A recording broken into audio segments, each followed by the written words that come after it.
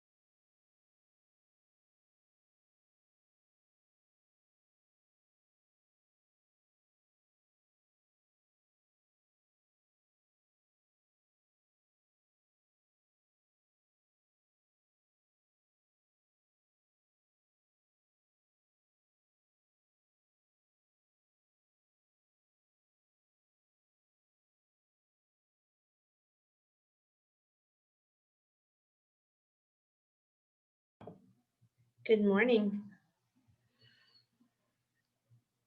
Good morning. How is everybody? Good morning. Good. We're going to be starting in about 5 minutes. While we're waiting, why doesn't someone tell me something good that's happened in the last 3 days since you started attending Ignite?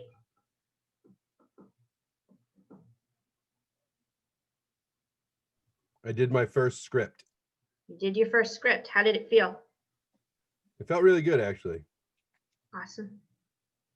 What script did you use? I forget exactly what it's called, but it's on page 6 of the packet. It was like reviewing that you're a realtor again or something like that. Awesome. Yeah, so we had time to do one play out, so it worked out well. So I was happy I was able to do that. Cool. How long have you been in the business? 5 weeks. Awesome. Who else? I got one. Okay. I yesterday had my first showing, Okay. and today I have my first buyer's consultation meeting. Awesome. How long have you been in the business?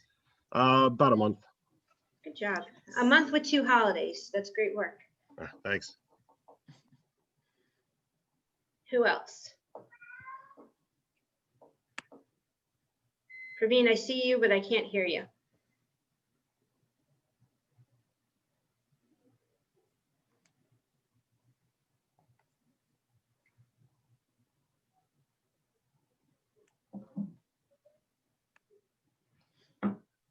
Good morning. Good morning. How are you? Fine, and you? Good. So we're talking about what have our successes been in the last 3 days?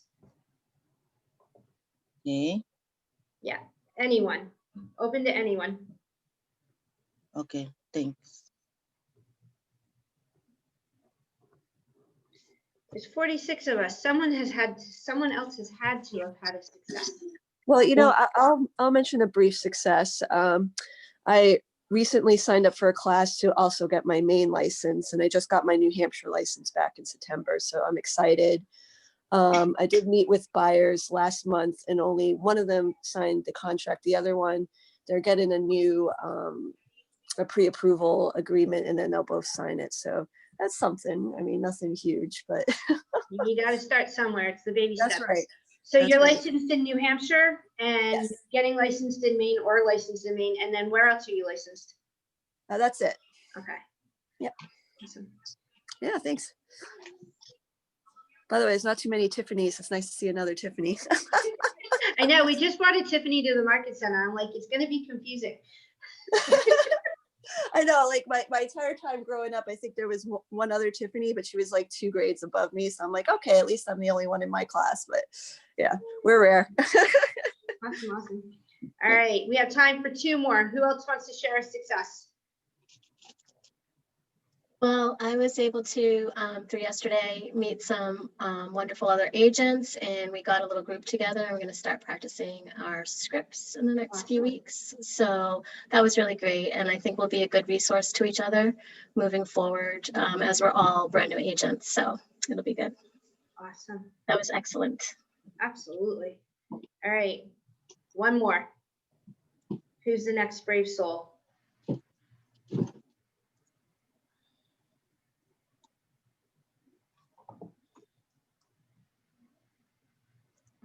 Moving forward as we're all brand new agents. So it'll be good. That was excellent. Absolutely. All right. 1 more. I'm not afraid of silence. 1 more success. To see that it doesn't matter sometimes what I think. When I make the phone call, I can see the change on people, that they are very recipient, they're welcoming. There are some that they're not, but most of them, they are very friendly and welcoming, even people that I do not know, they have become now very good people with me. Yeah. Yes. Yeah. The limiting beliefs that they don't want to hear from you and that you're bothering them or anything that you have for limiting beliefs. If we could just eliminate that piece, we would go so much faster. You know what I did? I wrote down in my window because I'm next to my window, and with those that you can erase, I put, do you have time? Because I tend not to ask. I just go to the business. Yep. I go, good morning, how are you? Then how you doing with the house? And I'm trying to put myself down that I have to ask if they have time. Yep. And if they and to talk about all the stuff before I talk about business. Absolutely. Absolutely. It's the Ford model. What participant guide are we using today? We are using the your database is your business, number 4. And Chris, do you want to go ahead? You're going to have to do this Thank a couple you. of times. So you want to put all of our put the participant guide in. And we'll do the other ones when we get closer. Put the what? The Sorry, participant guide? in the chat. Yes, please. Scott, we're going to put it right into the chat box. And it's in the email I sent earlier. If you can't find it.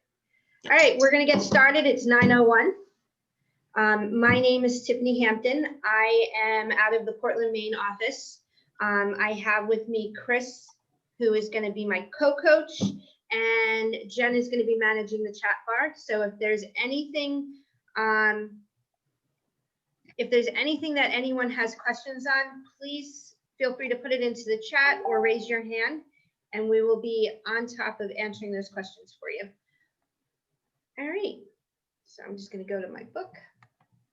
So like I said, today we're going to be talking about your database is your business. Does someone want to share what they feel that means? Yeah, I will. Okay. So a lot of times when you refer to your database, I mean, here we talk about our CRMs, which would be our command. I think your database is really just your sphere of influence, the people that you know, and managing them. Managing your spheres and managing your command, right? If you're in command and you're using it properly, you're going to manage your business well. Right. Absolutely. And we're going to talk numbers and why, honestly, being a real estate agent, you are a lead generator or a conversation starter before you are a real estate agent in a lot of instances. All right, I'm going to share my screen.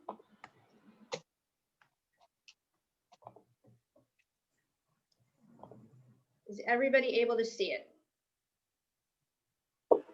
Yes. Yeah, perfect. Yes. Okay, this is probably one of my favorite slides, because I will tell you that, Chris, can you manage the mute? Thanks. A lot of folks think that they need to set up their business and run their business before they grow their business, right? And in all honesty, if you don't grow a business, there's no business to run. So when you look at this list, there's lead generation for buyers and sellers, making sellers listing presentations, getting listings, making buyer presentations, and getting listings and previewing real estate. On the right side, it's market seller listings, show buyer houses, negotiate contracts, transaction management to closing, vendor management, setting goals, compliance, risk management, attend training, and get coaching and managing money. So would you say, which side, in your opinion, is more important? The grow side. Yeah. Right. Because again, running the business doesn't exist if you don't have business. Perfect. So today we're going to focus on lead generating for buyers and for sellers. We're going to focus on 3 areas. What is a database? Why use a database? And develop your database.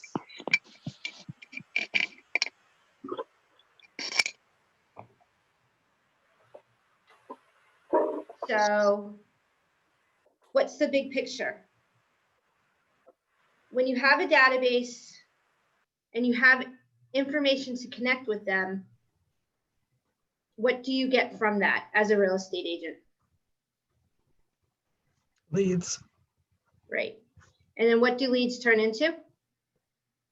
clients, And then sales, what, yeah, and then what do buys. clients turn into? Sales, buys. Referrals and repeat clients, And at the end of the day, what are we looking for? closings. Yeah, right. Relationships. Exactly. Perfect. So the purpose of your database, what makes a database valuable, what other industries use a database for prospecting and marketing, what makes targeted marketing effective. Let's just take a few minutes and talk about these questions. What is the purpose of your database? And this is page 3 of your participant guide. To get business. Grow your business. Right. And what makes a database valuable?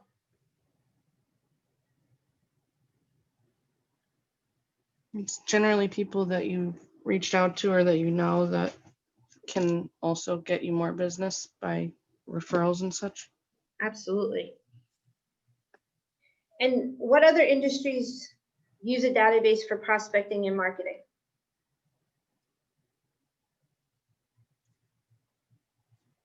Anything in sales. All of them. All industries. Yep. Attorneys, doctors, offices. Right. And then what makes targeted marketing effective? Because it hones in on areas that you are concentrating on, areas and people and that sort of thing. I can't open the booklet workbook, so it's just off the top of my head. It eliminates waste of marketing dollars as well. Right. Tiffany, do we want to talk really quick, like what is targeted marketing? Like Yeah, what people absolutely. think targeted marketing is? What would you say targeted marketing is? Why don't you start us off?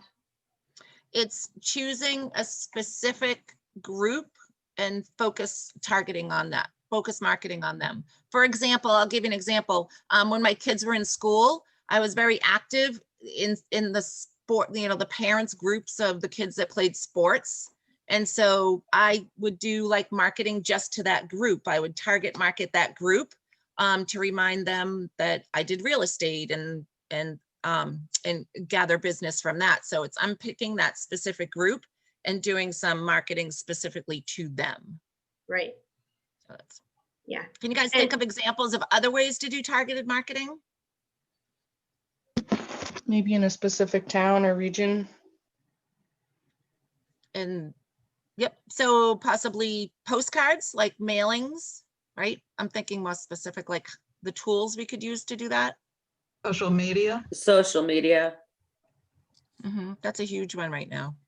Yeah, it's the biggest one. I have one. So I have gone into the I have a small community, part of a bigger city, and I've gone into the businesses in my town because they're small businesses and right now they're dying for business. And I've introduced myself and given them my card and asked if we could work together. If I could mention them on Facebook that I've shopped there, I like their store. I've gotten a positive response from all of them. Yeah. Sounds like a win-win right there. Absolutely. So when you're building out your database, the importance is who is in your database, right? In my opinion, there's 3 different categories. You have the people that are cold, you've never talked to them before, and you're knocking on their door, you're picking up the phone, you're calling them, you're doing a Facebook ad, and you're getting their information. And those folks there, it's about 100-to-1 ratio that you're going to get somebody that's thinking about buying or selling real estate, right? Then you have your next group, which is the warm people. Those folks are the ones that are 40-to-1 and they're expired FSBOs. This piece here, this database piece, the reason why it's so important is because it's a quicker return on investment, right? So when we sit in this, what we're going to learn here today, we're going to spend an hour working and understanding the content of the database. And then we're going to go into the script and the role play. And I have a pretty friendly script for a real estate checkup that is non-intrusive and doesn't make you feel too salesy. Then we're going to do some live lead generation. And then we're going to actually manage the database, right? Because the importance of if you don't have a database, you don't have a business. So we want to understand the overall concept of what a database is. And then we want to dive deep into making sure that we're really developing this database to what we need it to be to make our money. Because wouldn't you agree that it's a lot easier to call somebody that knows and likes you, and if they knew how to refer you, they would get you business, than door knocking or cold calling a neighborhood and trying to ask for business? Yeah. So that's the point of this class. Like, a lot of people think, oh, I'll just find that orphan client, but they're 1 in 100. So we just want to make sure that we're focusing on the right stuff. And Tiffany, what do we usually refer to those people as? Those cold people? Leads, right?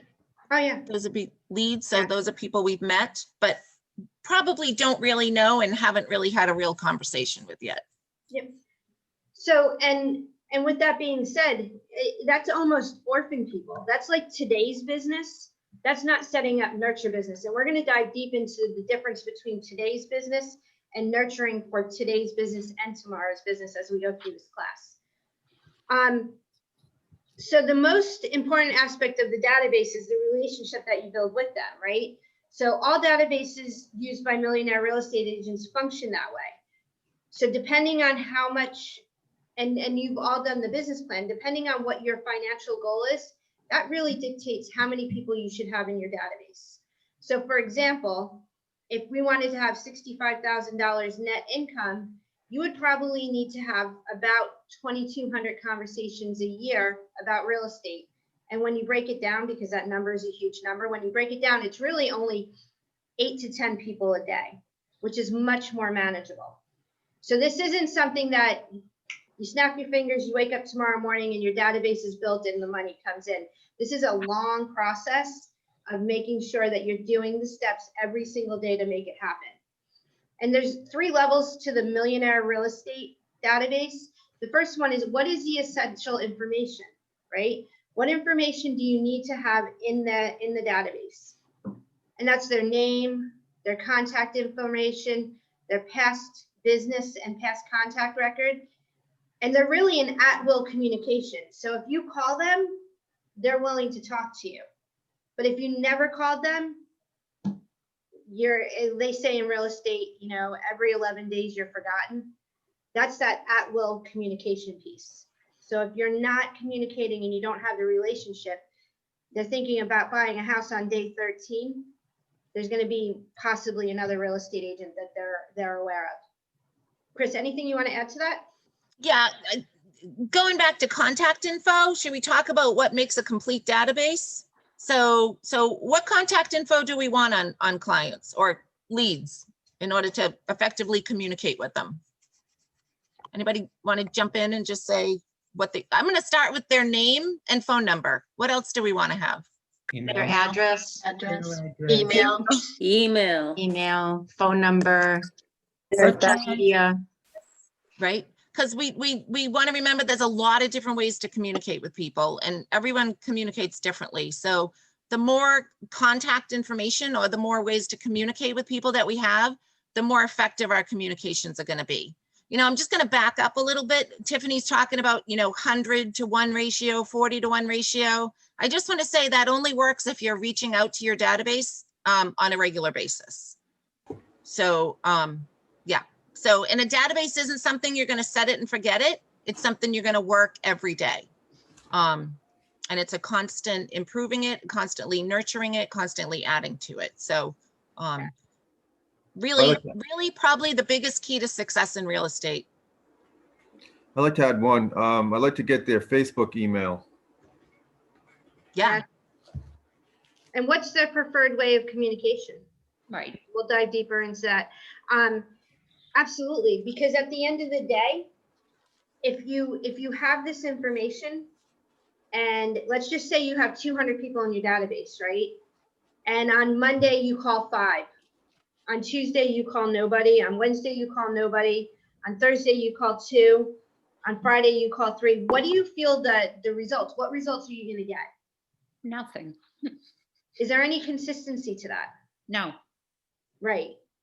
So, you know, the strategic everyday habits that we're instilling in you are so important, because I always say, I have agents in my coaching program. Some are like, I only want to call people that I don't know. Okay, well, now you're going to be talking to 100 people. So how many people a day are you going to call? And they're like 2 or 3. I was like, well, you do realize that it's going to take you 3 months to get your first piece of business with that ratio. So, you know, Chris and I complement each other so well, because I'm really about the numbers and the logistics behind it. And Chris will go into more of the details, because at the end of the day, you know, your day, what you do, you can almost gamify it. Like today, my goal is to hit 10 people. And then if you gamify it, what does that look like to call 10 people, right? Because if you're doing this business right, you're going to be bored. Absolutely bored. And, you know, thank you to Erin. Erin just shared the daily 10-4 in the chat. So that is a great resource for you to remind you what you should be doing every day. Yeah, and we'll hit on that again at the end, because absolutely, if you do not, and that 10-4 could be a game, like, and we all want instant gratification. So, and I'm the one that I'll say, okay, I don't really want to do that. So how can I intensify the situation or entice myself to make the goals? So I love sushi. If I hit my goals at the end of the week, I go out for sushi on Saturday. So, you know, just have fun with it, because it's a necessary process. And this is the base. You need their name, their contact information, their business information, and you're having conversations. And that's just the essential. That's the bare bones basic. Then you go into effective. Do I have permission to call them? There's a lot of reasons you want permission to call them. Number one, you do not want to violate the FCC rules and regulations around connecting with people. Do I have the personal information, insights, and preferences? And this goes back to that social media piece. So with social media, essentially, I mean, it's a blessing and a curse. In our industry, it's a blessing, because we're calling 10 people. We can immediately go to their Facebook URL address, which we're blessed with Command that has it right in the system. And we can find out that yesterday they got a new dog, or their daughter just had a child and they're a first-time grandmother or grandfather, right? So there's all these opportunities to collect that personal information. And then we need to segment them into a group, right? So this is what Chris led to at the beginning. Like, Chris, you're a skier, right? So you probably hang out with a lot of people that like to ski. You would segment them into a group. I'm a kayaker. I love kayaking. I live on a lake. I love the lake. That's one of my groups, right? So what are the groups that you can build? Are you a dancer? Do you like art? So you're really going to figure out what their personal information is and how you connect with them. So when you communicate with them, you're not just talking about real estate, you're talking about them, and that the fact that you actually care about them. Yep. So Donna asked the question, should you also add something you recall about them, hobby, dreams, etc.? And I think that's a great, where it has collect personal information, insights, and preferences. Absolutely. Because Jen wrote back and said, yeah, because then you have something to talk about when you call them. So, you know, Facebook and social media is so good for this. Yep. Because people love to share what's going on in their lives. And yeah, you know, note in your database, you know, important information about these people, and it will make your conversations easier. I have a quick question. I don't know if you guys can hear me. Absolutely. Yep. Oh, okay, cool. So when you guys are calling all of the, like 10, say 8 to 10 people a day, how are you finding them originally? because you go to a group and you say you like are into your hobby, and then you go to a group and you meet people there. Say there's 8 to 10 people in that group. You're not going to call those 8 to 10 people every single day. Absolutely not. Nope. No. So then what do you do? So do you call them, and then what do you do the next day? And then the next, how are you finding 8 to 10 people every day to call? How many folks are in your database right now? Well, so I am literally like brandy new to this. So I am a hairstylist. So I have all of my clients in my database, basically.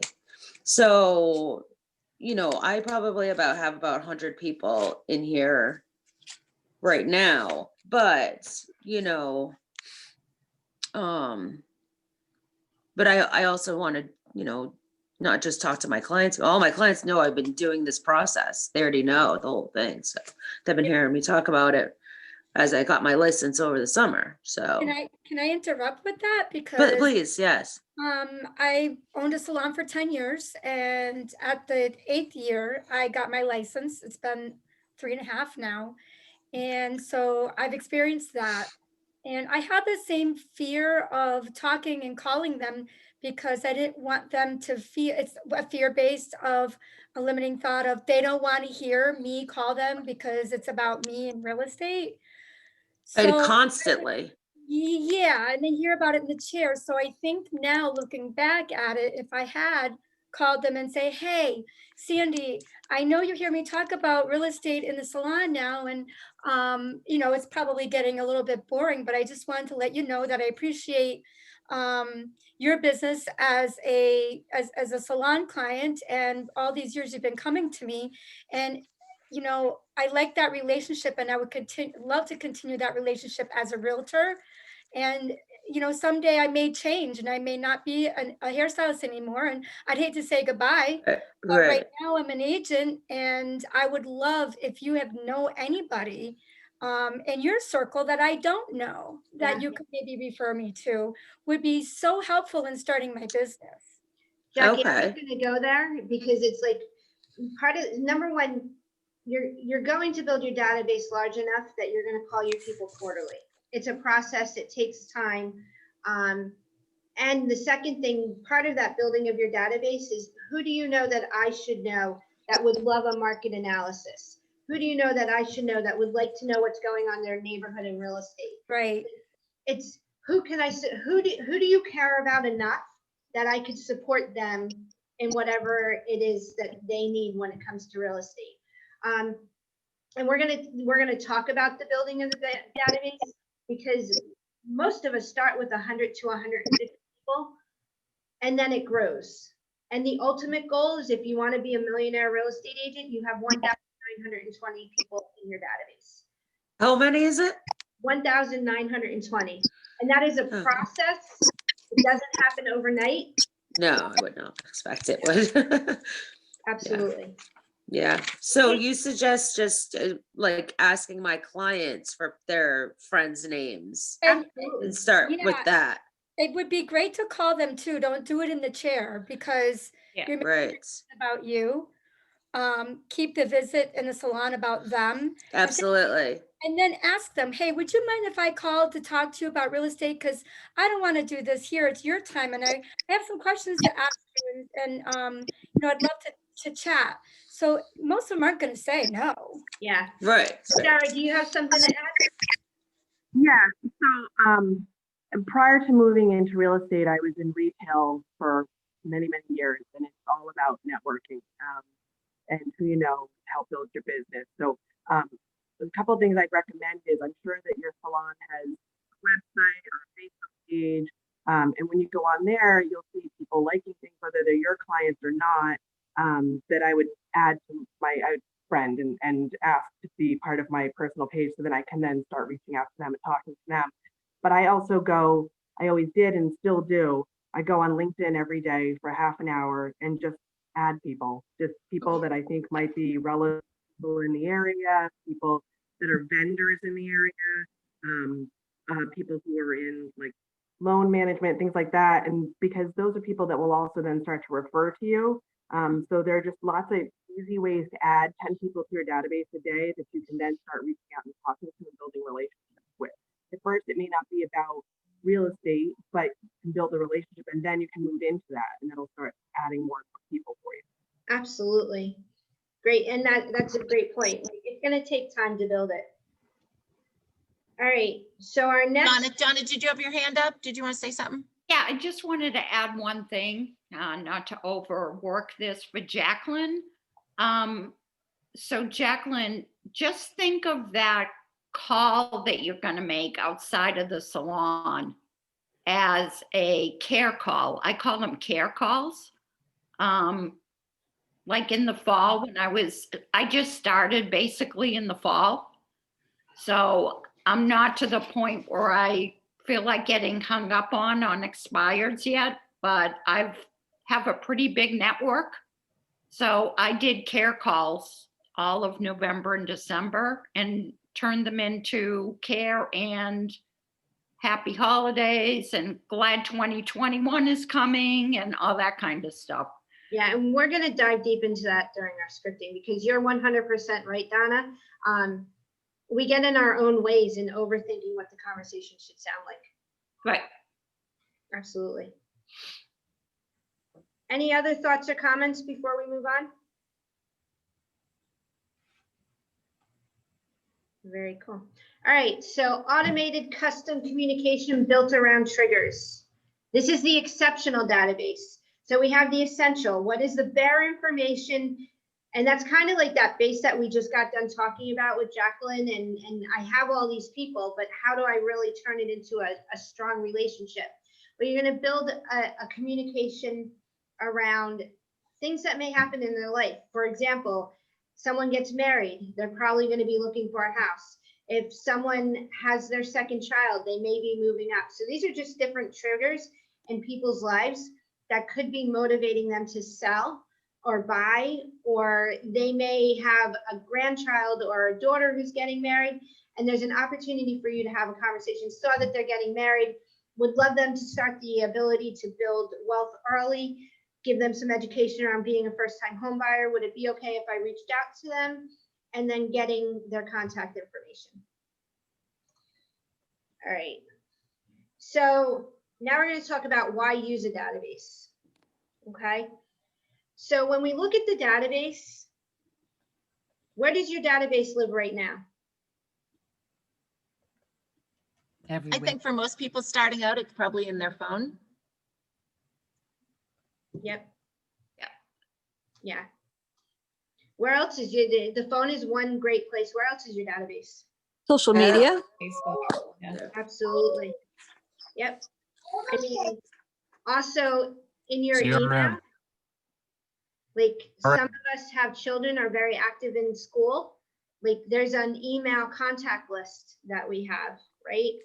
Yep. So the goal is we take all of that data from social media, from the email, from the phone, and we put it into a database. And why is that important? Okay. We avoid the trap of, oh, I'll call this person today. They were on the top of the list of my phone, right? I'll call that person because I saw them at the store. When we have a database and we strategically call them, and if you don't know, you will learn to do the database too, where you pick 2 letters of the alphabet and you call everybody in that alphabet, because now you're not selective. You're not saying, oh, I'll call Tom because I know him, I like him, and I'm not scared to talk to him. Whereas Tim over here, you're like, no, I'm not going to call Tim. I haven't talked to him in 6 years and he's going to think I'm crazy that I'm reaching out to him. So you're avoiding that today trap of only calling the people that you're comfortable calling. And then there's a predictable return on investment. We know for every 12 people in your database that know you, like you, and know how to refer you, you will get 1 close piece of business as long as you stay in touch with them. So that's a return on investment. Chris, anything you want to add to that? Yeah, I think the thing is to be consistent to get that predictable ROI. And this is probably I did it wrong starting out in my career. I will admit I didn't build a good database. I wasn't consistent about reaching out to it.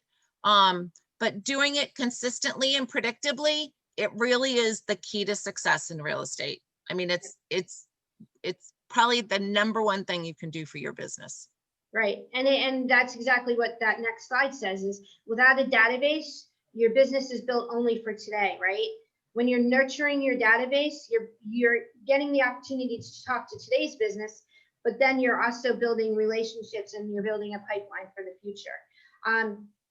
I don't know what the statistic is now because life has changed so drastically over the course of the last 2 to 3 years.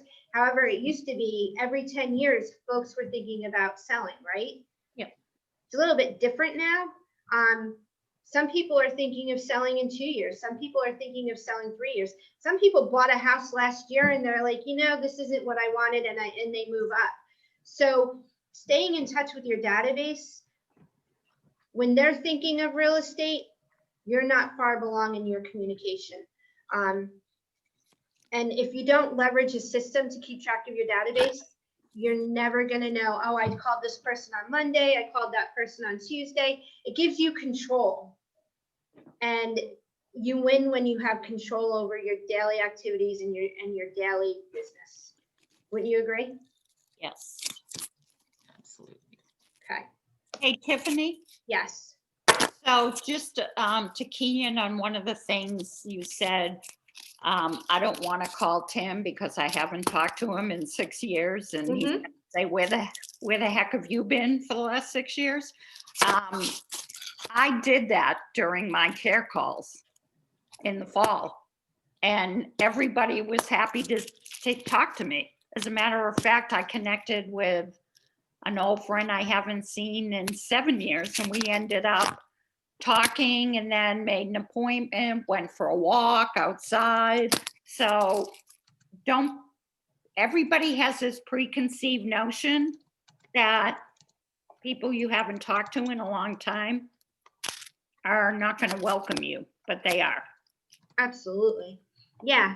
And again, I'll be the first one to tell you, 21 years in the business, I just had a conversation yesterday. Like I was doing a reverse fold, and a reverse fold is I send out this offer and my goal was to get 100 people to call me, right? Yep. And I had so many limiting beliefs around, they don't want to hear from me, they're not going to call me, they don't like me. Like, it's just part of human nature. Everybody wants to be liked and they don't want to be disappointed, right? And they don't want to know that people don't like them. And that's what our issue is as agents. We need to break through that mindset before we can really dive deep. But the minute we break through that mindset, the whole business changes. And I would say, especially now in today's climate with COVID and everything we've all been going through, I think care calls are easier than ever, and people are happy to hear from us. You'd be surprised. Yes. How, Absolutely. especially if it's someone you haven't talked to in a while. I think now people are appreciating that feeling like somebody cares. Well, and also we're all lonely. Yep. All right. So this just shows there's 100 people in your database, right? And those 100 people, 65 of them are thinking about becoming homeowners, right? 35 of them are not. Then 7 of them want to do it now, right? So when you only work now business and you're only talking to people that are thinking about it now, how many people did you eliminate? There were 65 that said they were interested in real estate, and you're talking to 7 and you're not keeping their relationship with the balance. How many pieces of business did you lose out on? 58. Right. So it's really important that we stay in contact with these people, because here's the deal. These seven people were not in a relationship with the real estate agent. We call them orphan, right? Those other 58, they're thinking about it in the future, and there is going to be a real estate agent who is going to come in and build a relationship with them. And your mission and goal is you're the one that they want to be in relationship with.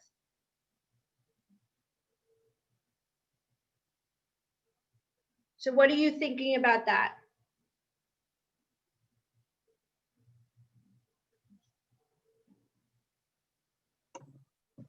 What's going to prevent you from making calls today, knowing these facts? I have more of a question, Tiffany.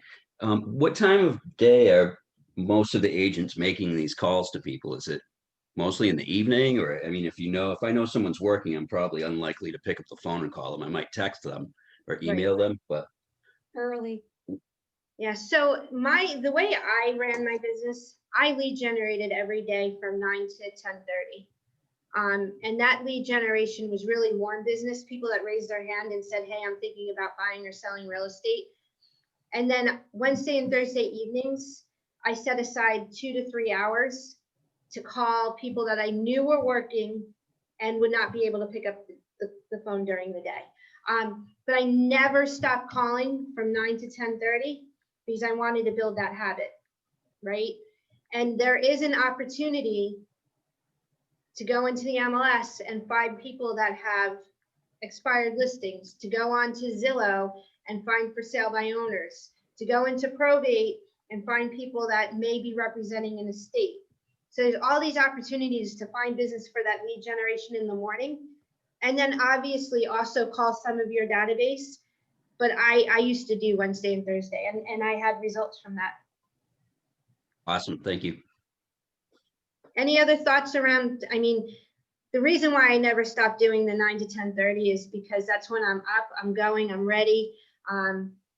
In the evenings, I get tired, and the things that I need to do in the evenings, I usually put off, and I really don't want to put my lead generation off.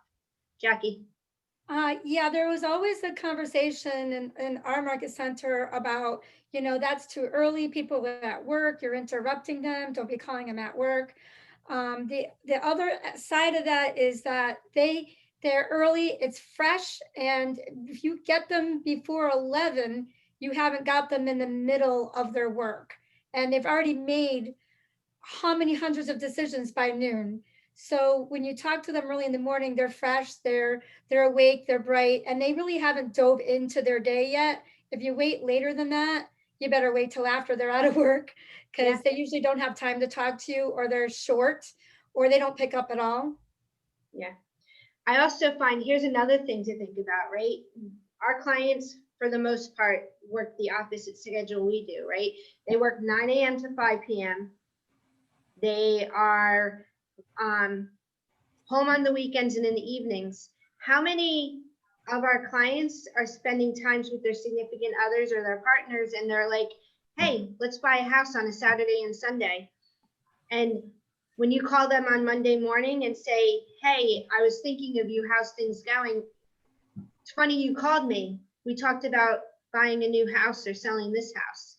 So they're thinking about real estate in evenings and weekends. And if you're the first one to connect with them in the morning, to your point, Jackie, they're made hundreds of decisions. You want to be one of those decisions. Absolutely.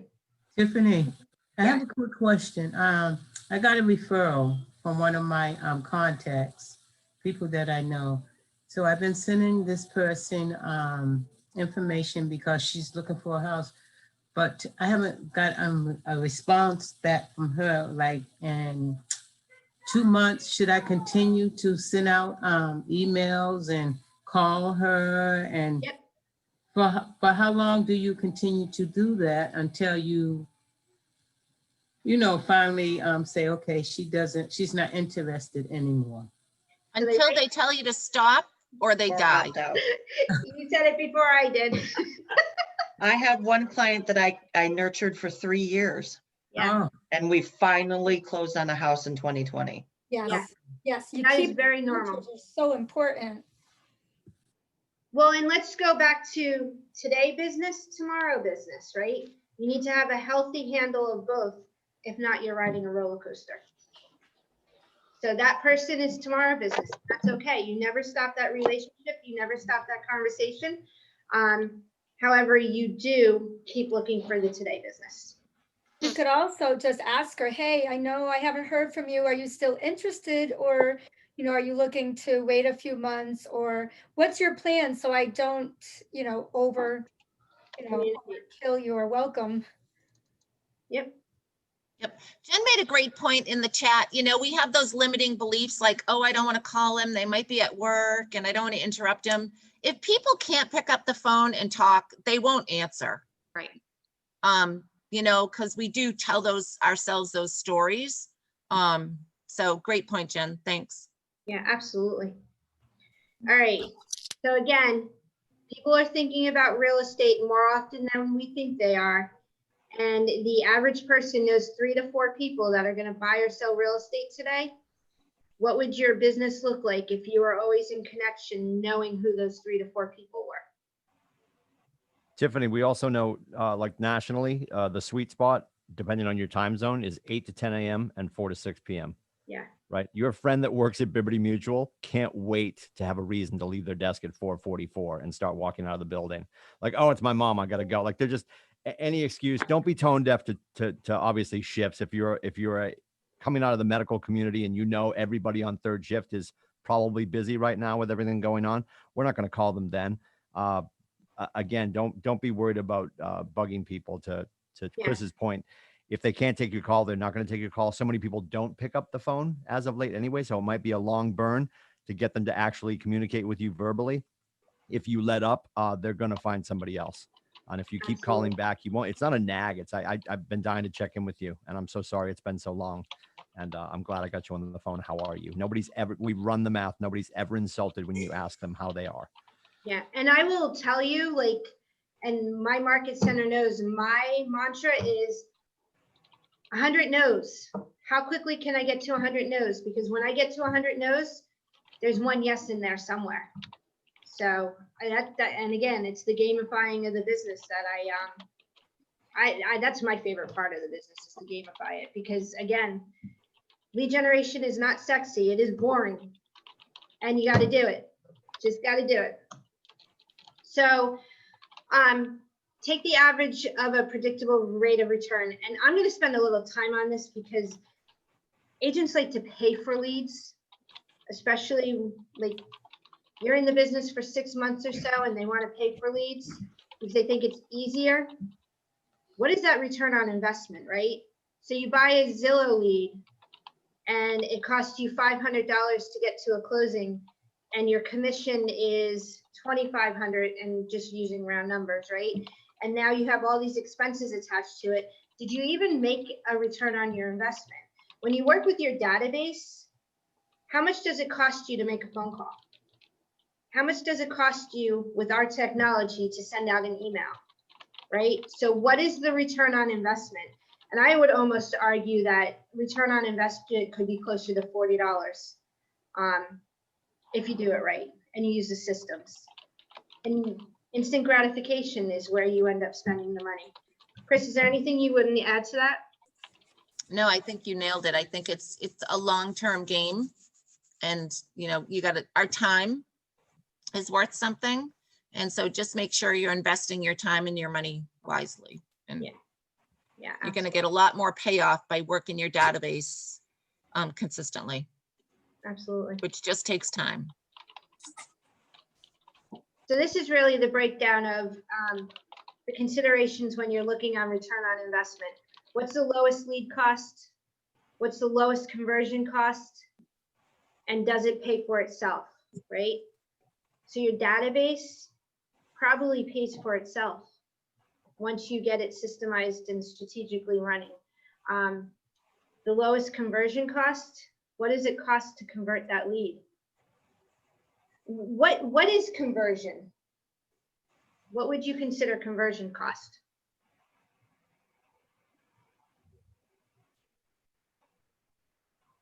When you actually make money off of the lead. Right. So let's just say I have somebody in my database and I have a system and a plan that once a quarter, I drop a small trinket off at their house, right? And I may send them a $5 gift card here and there when I see something cool that happens on Facebook. That's the cost of nurturing that lead. And then when it converts, so I spent $20 on the conversion plus my time, whatever your time is worth. and the commission was $72.50. So that conversion cost is the difference from what was your income versus what did it cost to get to that. Chris, did I explain that well enough? Yeah, and conversion is converting a lead into a client that turns into business. Yeah, absolutely. And our mission really is lowest lead cost. And I go back to the conversation, 12-to-1 ratio for database, 40-to-1 ratio for people that have raised their hand, and 100-to-1 ratio for cold calls, cold business. Like, where do you want to spend your time? I can't drill that in enough. So now we're going to kind of talk about developing your database. And Chris, you hit on this a little bit at the beginning, right? So we have marketing and we have prospecting. What would you consider marketing as far as an activity? Like a Facebook ad, or like, you know, flyers. Mailings. Yep. If you have a geo farm and you send something once a month, what does that cost? And then when I always relate it to my marketing, I'm throwing a fishing line out to the water and I'm waiting for somebody to grab it, right? Yeah. That is technically what marketing is. Prospecting, I'm being really proactive. I got that fishing net. I'm looking for that person or that fish. And when I see that fish, I grab it with my net. That's being prospecting based. And it's time intensive. It's a lot of time to prospect. It's proactive. It is boring and it gives you immediate results. Are you willing to trade boring for a $7,000 commission check? Yeah, I'd be bored for that. For sure. Yeah. What's going to prevent you from getting on the field at this point? Let's get through some of those. What are those limiting beliefs? What are those objections? Where was I not right in this conversation?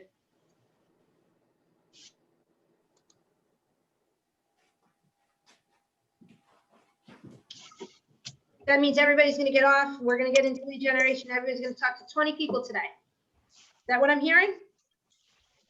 I'd like to.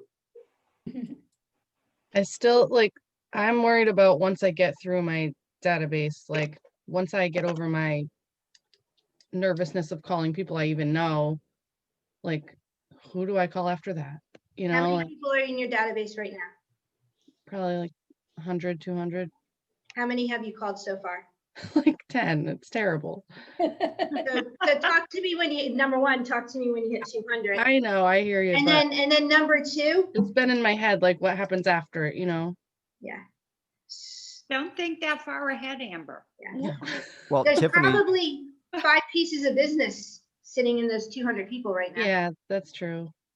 yeah, Amber, important to remember, and Tiffany was probably about to say it.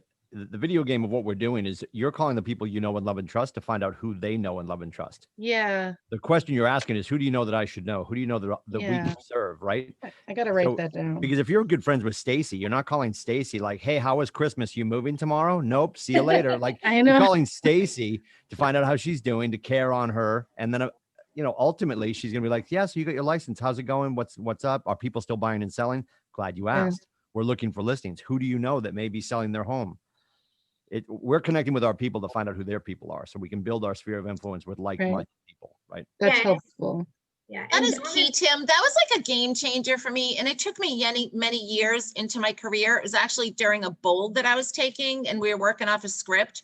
I always felt like I don't want to call people and ask them to do business with me. Like, I don't want to be pushy. And when I changed that, my script to who do you know that I can help? People that know you and like you, they want to help you. And when you phrase it like, who do you know? They will start thinking. And the next thing you know, they're going, oh, well, my nephew is talking about moving and my neighbor is thinking about it. So, maybe change the way you're thinking about what you're asking. Yeah. And you change it to that, who do you know? It changes the game. And I would say, when you say, who do you know? And they come back and say me. And you're like, how cool is that?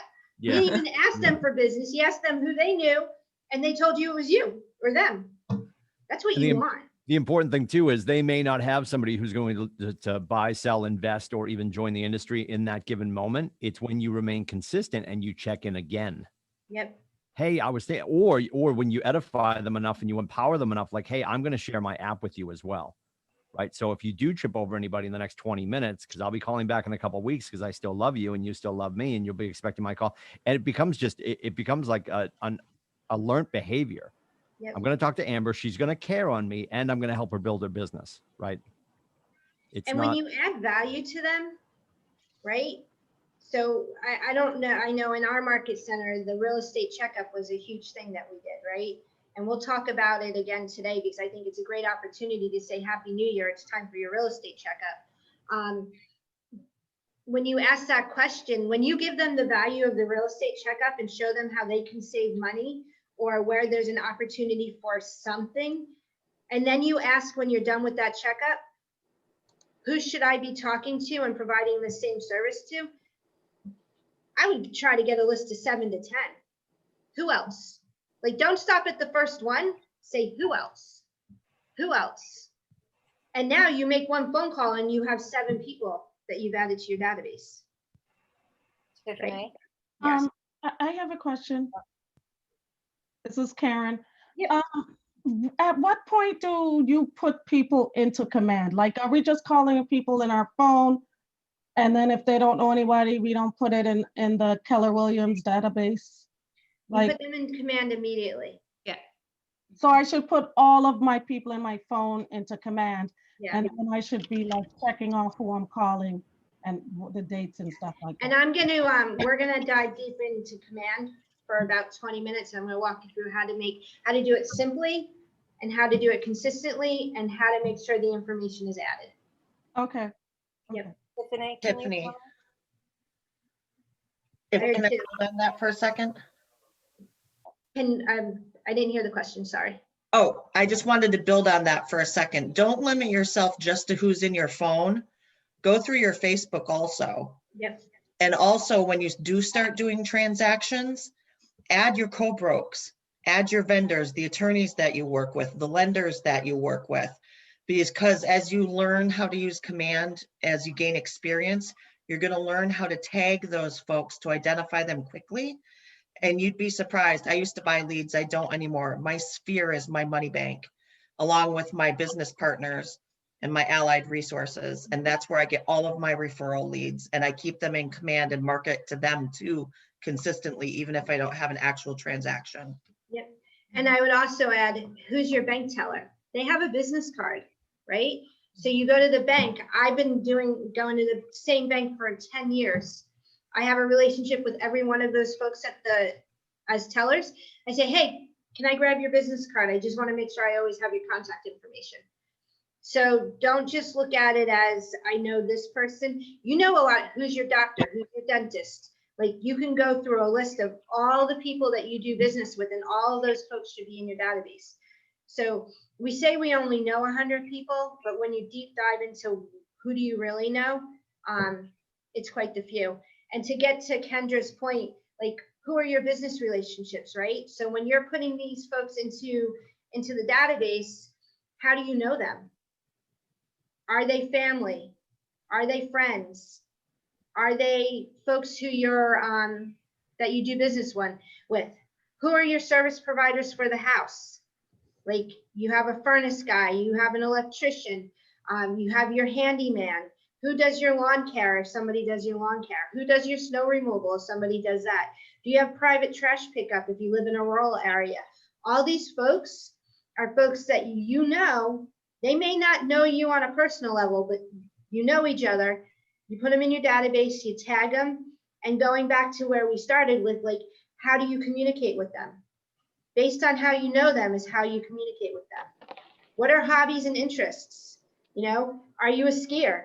Chris is a skier. If she was not a real estate agent, she would be in my database as a skier. And when I read a great article about skiing, I would send it to the people that had that tag skiing. I'm a kayaker. Anything, I find a great place to kayak, I'm going to shoot a message to all my kayakers and say, hey, I just found this great little place to kayak.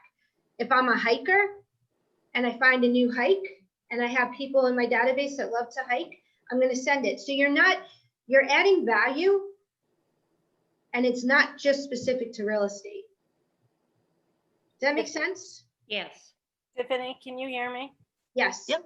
Okay, I just wanted to add something. This is Janice Green, and I'm thinking about the new agents. And I remembered when I started door knocking and calling, for me, it was difficult because I came from a profession where I was successful as a nurse. So when I started doing that, I started feeling I was desperate, picking up the phone and I was appearing desperate for business.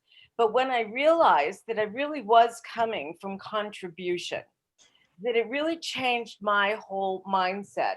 And it also, in the people you're contacting, it shows them that you're confident in what you're doing.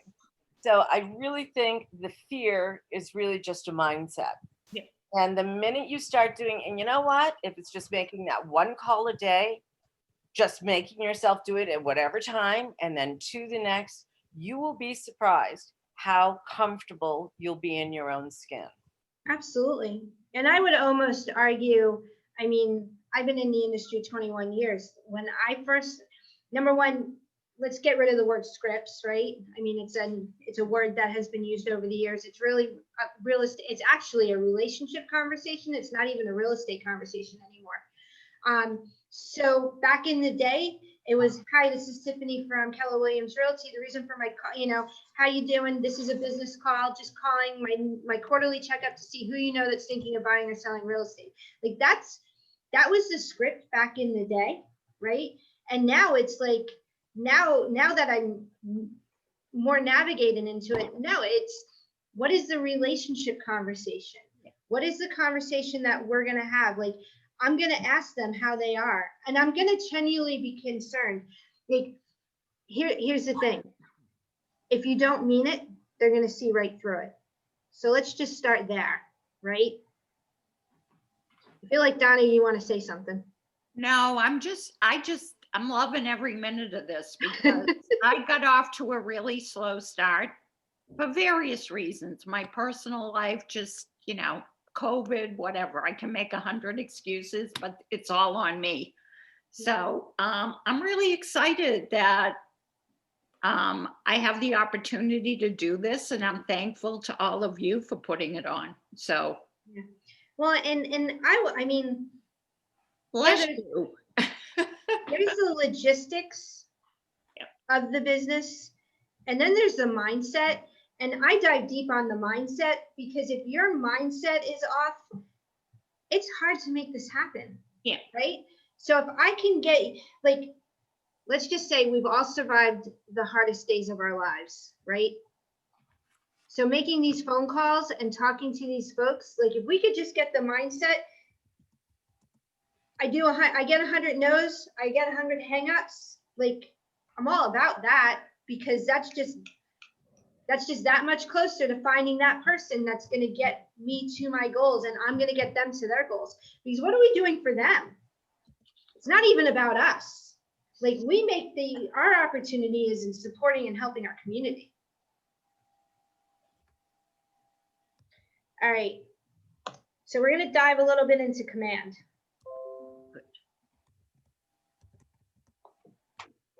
And I have command open. So the first thing I want, this is the contact piece of command. And I will tell you, I would honestly favorite this specific page, not just the agent.kw.com. I would go into your toolbar, favorite this, because what ends up happening is if you favorite this, every time you click the link, it automatically opens to your database. Okay. So Tiffany, can I interrupt for one sec? Just a question that came up in the chat. Samantha asked, so if you're reaching out to your Facebook people, is it okay to send them a Facebook message if you don't have their phone number? Absolutely. Yes. And she mentioned, I think she mentioned somewhere, it feels a little less professional on social media. And I loved it that people are saying back, that's a limiting belief. It's building that relationship. So however you need to build it, you know, and I would say people pay attention to those Facebook messages. Yeah. They do. Well, the least messaging, if I professional may, thing she could do Facebook is not get in messaging and touch, texting are the right? same. Tim said the least professional thing she could do is not get in touch. And then Jackie, what did you say? I said messaging, like just regular texting and Facebook messaging, a lot of people think is one and the same. Yeah. And you'll get sometimes a better or quicker response than you will with a phone call or leaving a message. Yep. Yeah. And I will honestly say, like, it starts off with the relationship. Then you get into a period of a professional relationship, and then it goes back to a personal relationship. So it's almost like you're constantly riding the ride. So you start off conversationally in a relationship, and then they have a real estate need. So now it becomes professional. And now they bought that house and they're good for another 3 to 7 years, depending on their lifestyle. And then it's a relationship again. So yeah, there's nothing wrong with it. You can totally start off a relationship on a personal level and then build it to relationship. Can I ask a question? Yep. Now, I know this, I'm a Facebook dummy because I don't understand Facebook that well. But I know you have to have a business page and a personal page. No. I thought on one of these I'm kind of getting them kind of messed up because I know you can't do business on your personal page, right? Yep. Is that right? Yeah, so let me give you my 2-second understanding of the difference between Facebook. So your Facebook business page, consider that a newspaper, a real estate magazine, a professional getting information to the world. You're sharing information, you're advertising, you're marketing, right? Then you have your personal database. Your personal database, that's where the relationships are made, and that's where honestly, the personal page is where the money gets made. Yeah. I want to be brutally honest. That business page just gives you credibility. And personally, I don't care if you have 3 people on that business page or you have 10,000 people on that business page, right? Because it's credibility. When somebody and here's my other piece, if Facebook went away tomorrow, would you still have a real estate business? Right? So don't let Facebook be the end all be all, because it's not. It's a source, but it is not the end. It's not all. Like if we lost technology tomorrow, would you still be able to sell real estate? Yes. Right? Yes. So all of these things here that we're thinking about are getting in the way. Pick up the phone, make a phone call. Have a conversation. I'd like to piggyback on that question. Can you hear me? This is Jonna. Yep. We hear you. Okay, so Joyce, you probably know more about Facebook than I do because I don't use Facebook. And we talk a lot about it on these calls about using social media. I mean, there's statistics about the fact that people who don't use Facebook are actually successful. I mean, Tiffany, you started to just talk about that if Facebook went away, we'd still be real estate agents. I'm inclined, already this is uncomfortable for all of us with cold calling and stuff. And then to add into the fact that I'm a neophyte with Facebook concerns me about, can you do it without having to dip your toes into Facebook, I guess is my question. Absolutely.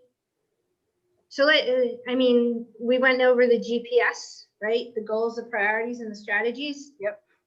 So one of your priorities is lead generation. Under that lead generation, one of the strategies is lead generation. You have one of the priorities is lead generation. You have 5 strategies. Mm-hmm. How do you build a database? How do you build relationships, right? If social media is not on that list, that is okay, because you know what can be on that list? Business networking, door knocking, a geographic farm, a demographic farm, calling expireds, calling FSBOs, hosting an event. Like, there are so many opportunities to build relationships. If Facebook is not your thing, it's kind of like a buzzword, right? Yeah. If you don't like Facebook, don't use it. And get rid of all of the the brain space that is worried about you not having Facebook. Okay, that's good, because that is seriously a limited belief for me. Yeah. If it's not your thing, then don't feel like you have to use it because you hear other people using it. I'd like to add something to that. Absolutely. It's Joe with Keller Williams. You know, most of your millennials are going to be on Twitter and, you know, Facebook. So people like me, I'm in my mid-50s, but not using social media is a big mistake because most of you new buyers are going to be millennials, and they're on Twitter. They're on all these social media platforms, and you got to up your game to get on these platforms. Twitter. I just yeah, I wouldn't say that that's a big mistake, Jonna. Just because I'm 47. I started in this business 2 years ago. I've been with Keller Williams since September. I have a Facebook business page, but I barely touch it. My regular Facebook page, I have tons of Keller Williams stuff on there now because a lot of people that are with Keller Williams are using it, but I'm not creating a business around that at all. So back to what Tiffany said, I mean, you could be the person that you're sending out, you know, 100 handwritten cards a month to different people. So it's going to be your database. I don't age and where we are as what generation we come from. I don't think it matters. I think it's really personal. And I've done really well, and I have barely used Facebook. Okay, that's good to know. That's reassuring. Thank you. Yeah. I feel like I heard Erin in the background. Yes, a couple things I just wanted to say, like, if you know, I guess I just don't choose to not use social media because it scares you. Find somebody who is using it and is willing to kind of walk you through it, and pick one platform or one thing and start to do it and spend a little bit of time on it, because it can help you to grow your business. So if it scares you because you don't know what to do with it and how to interact with it, find someone who can help you, who's doing a good job with it, because it can be a real enhancement to your business, and make some things easier. So don't shy away from it. So the other thing I wanted to just let people know too is Messenger has a call feature. Messenger has one of the highest open rates. Even text and Messenger have higher open rates than even email. So it's, you know, you want to take these things a little bit at a time so that you can have lots of ways to get into relationship with people, right? Don't just shut something down because you're afraid of it. So that was just my point. I just wanted to say, like, I have often used Messenger. I still do now, where people will be messaging me back and forth, and I'll say, hey, if you have time, you want to just turn this into a phone call, you literally can press the button right there and talk to them voice to voice through Messenger, or you could grab their phone number and you can call them. So it's just it is a good tool to learn, and I'm happy to help anybody with any of that. If you text me or message me, and we can set that up. So don't be afraid. Yeah, and I'll add to that. I'm a heavy Facebook user. Right? Yeah, me too. And I'm comfortable with it, right? However, I've been in the industry 21 years. If you're in the industry and this is like your first year, or you haven't hit the goals that you want to hit, and you feel that social media is holding you back, you have plenty of years in real estate to learn the social media piece of it. My point in this conversation is, when you look at that GPS, there is an opportunity to use social media, and if you're not comfortable with it, that's okay, because there's other opportunities out there. And when you see, because let's just look at in 1999 we were using MLS books, and that was the first year that it went to computerized, right? We had roll faxes, and then it went to paper faxes, and now faxes are a thing of the past, right? We went to email and DocuSign. Well, we went to email, we printed out our documents, then we scanned them, and then we scanned them back in and sent them email, and we did that whole, and now we have DocuSign, right? So technology adapts, people adapt the technology at the level and the willingness that they are. But if it is something that is holding you back and you have this angst just wait until you're ready for it. 2013, 75% of my business came from Facebook. That was before Facebook was a thing, right? However, I was an early adapter. 2019, all of my business came from phone. I dialed 3,000 dials, talked to 458 people, listed 27 properties, closed 30 deals. And my daughter was sick in the hospital. We spent 10 days in Barbara Bush, right? That was 2019. So your business grows and changes based on how you grow and change. Just because everybody else is doing it does not mean you're doing it. And because you're not doing it, that doesn't mean you're going to fail. And who's your demographic? And what are they doing? Because that's how you want to communicate with them. Tiffany? Thank you. Awesome. Thank you. Tiffany? I wanted to add something, actually. Well, hold on. One person and then you, Thomas. Hi, Vivian. Yep. I just wanted to know, I'm trying to get into the whole Facebook lead generation. So I've been boosting a lot of my posts, but I'm wondering if there's a more effective way to do it. Since I'm new, I don't have listings and that type of stuff to advertise. And I don't know too many people from the KW Metro to use their post. I've reached out in our private groups, but not a lot of people are ready and willing to assist. So I'm just wondering, do you think boosting your like my postcards and little things like that isn't effective? There's a science to that we do not have time to go over today. Okay. However, I am willing. I will put together, it won't be this week or next week, but the following week, I will do a special Facebook class just for Ignite, and I will put it in the Ignite group. Because I do believe in it. Like if you go to my Facebook page right now, you will see tons of posts and you'll see how I roll in Facebook. So yeah, I do believe in it. I just don't believe it's a hindrance and that you need it to grow a business and to have a business. So those are two different conversations. So Aaron, I'll send that to you too, and then we'll plan the whole thing out. Great. All right. Thank you. You're welcome. Thomas, what do you have to say? I just wanted to share the nugget of advice that I got from experience real estate agent as I was becoming an agent, because I'm brand new and millennial too. I'm like, I wanted to use social media. And he said, like, you don't have to reach out to people personally, just post on your status something Facebook, something real estate related 2 to 3 times a week. Yep. And social media does the work for you because people are on social media. So that's like the track that I'm going down. Just post something 2 to 3 times a week. And has that been successful, Thomas? Yeah, I've had people message me. I've had people comment saying, congratulations, I'll choose you when time comes.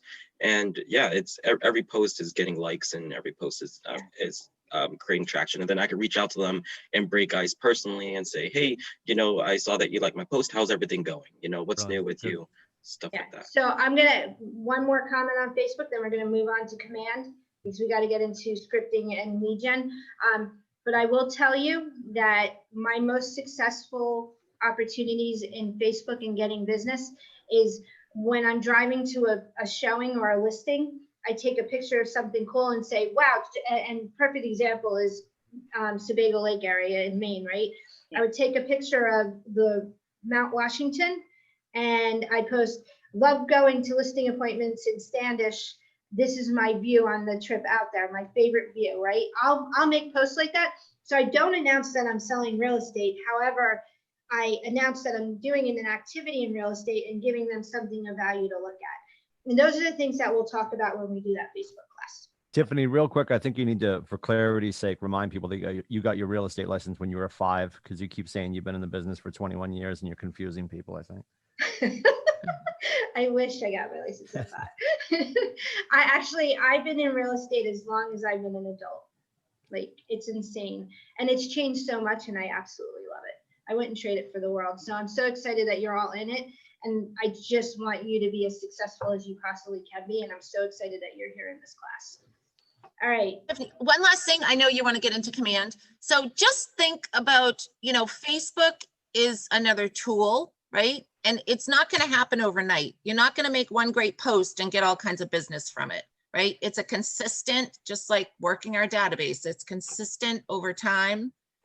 I always like to use the analogy, like you're not going to go to the gym and have one great workout and you're in shape. It's that going every day, doing it every day, being consistent, and the business will come. Absolutely. This is Karen. This is a quick question. When you're posting to your Facebook, are you posting to your business page, the real estate kind of, or just your general one? My personal one. Yeah, personal. I'll go back to that first statement I made, and then this will be the final. My business page is my newspaper, my newsletter, my magazine. That is my marketing, right? My personal page is letting people know what I'm doing in real estate. So if I'm marketing a listing, I put that on my Facebook page, on my business page. If I'm making sure my database and my sphere know that I'm taking an action in real estate, I put that on my personal page. Okay. Okay. Okay. All right. Let's talk about database and command and how awesome it is in getting what you need done. So there are two ways to put people in your database. Okay. The first one is you can hit this add contact button and do it manually. However, we all have, hopefully, an email account that has a database. We have a phone, and we should have, I don't know what, I'm not an Android user, but I know iPhones have the cloud. What does Android have for their cloud? Chris? I don't have one, unless it's Google. It's Google. It's Google. Okay, so what you can turn around and do is you can export all of that data out of your phone and out of your email, put it into an Excel spreadsheet, go through it, organize it, and then there's this really cool import button right here. Let me get out of my, I'll go into my personal. So when you add people into your import, you can go ahead and you can download this pre-made CSV file, and you're gonna have to copy the data from the old CSV file into the new one. However, it saves you a ton of time, because if you have 200 people in your database, it's gonna take a long time to add them manually one by one. However, if you download them and you export them and then you put them into a CSV file, you can upload them quickly, okay? So that's an option to get your database into command quickly. If you're adding people individually, and you're gonna put their email and then their phone number.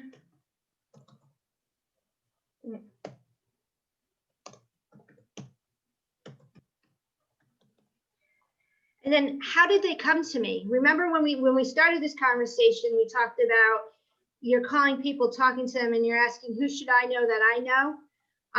Who should I know that you know that I can give this service to? So if somebody gives you a referral or a person to add to your database, you have the ability to select from a contact. If they just came in from an activity you're doing, then you can pick a lead source from here. So they came from an agent, they came from one of the CRM systems, from Circle Prospecting, a community event. And hey, looking for ideas on how to add people to your database, just go down this lead source list, because it has door knocking, it has email, it has an event farm, it has expired listing. It gives you all kinds of ideas on how you can get new people to add to your database. So if you're lacking ideas, just go through this lead source list. So we'll just say that this person was a lawn sign, okay? Now, are they a lead where they're gonna do real estate in the next year? Are they a today lead where they're gonna do business immediately? And we're gonna add them to the sales pipeline. We'll say that this person is a lead.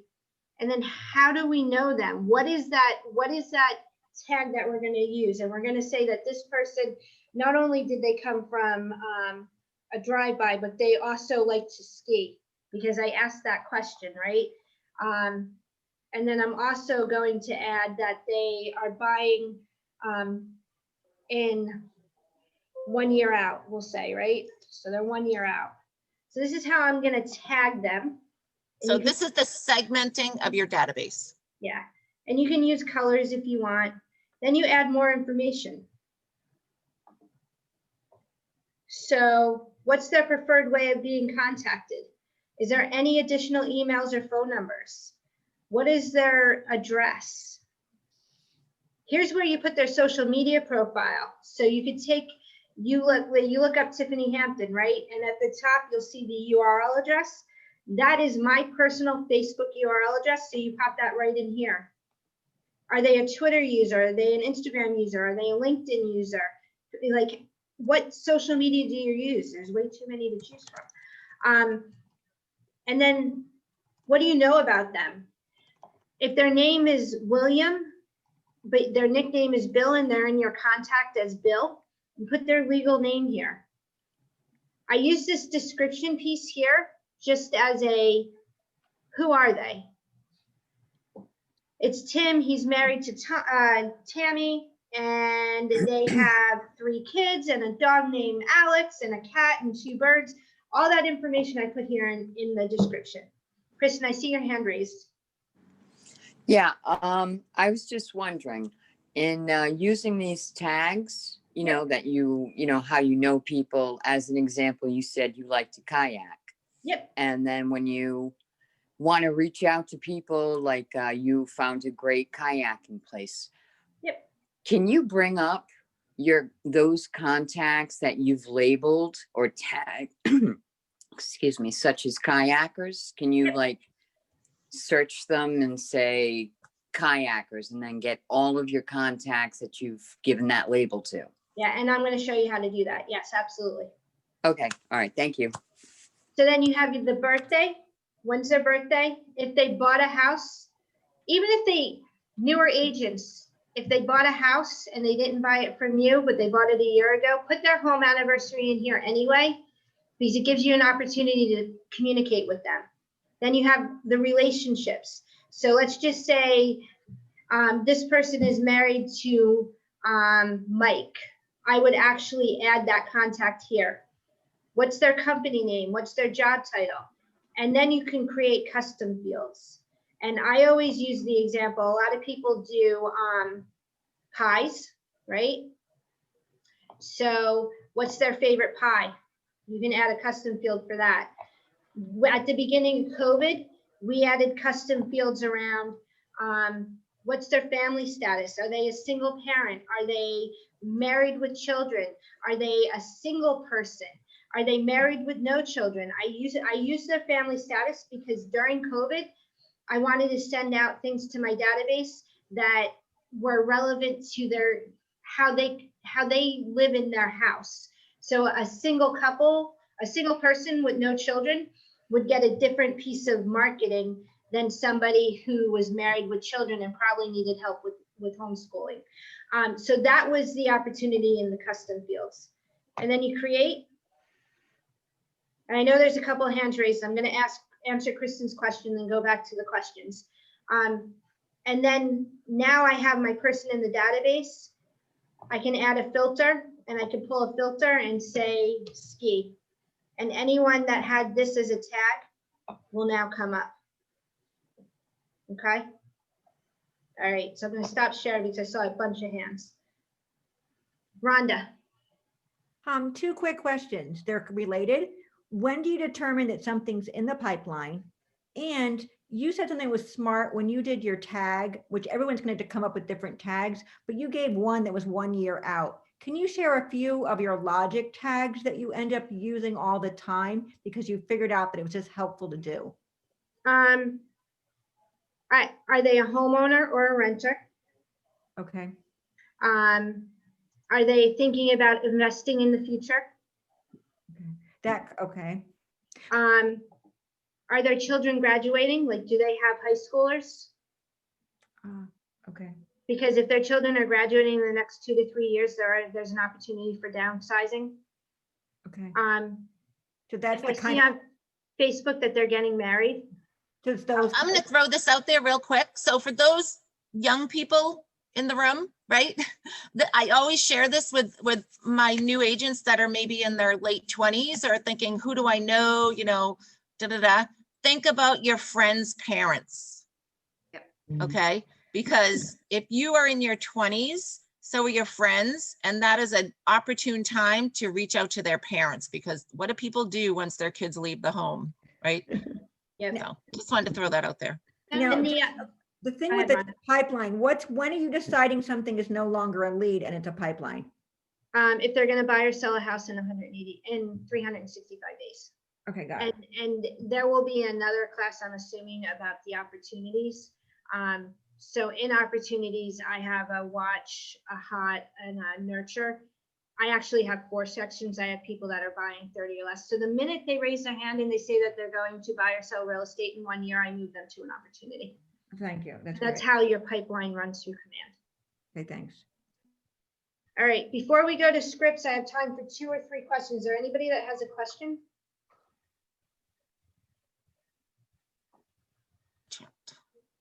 And while we're waiting, Chris, can you pull up the real estate checkup script, because I'm gonna have you share your screen.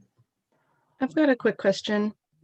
So I saw when you were adding the contacts in, the preferred method of contacting those people there was like phone, email, whatever, and then there was one that said do not contact. If you choose the do not contact button, will Command, do you know, or have you encountered if Command will like filter that out when you do, because you know how you can set up like smart plans with like bulk emails or something to that effect?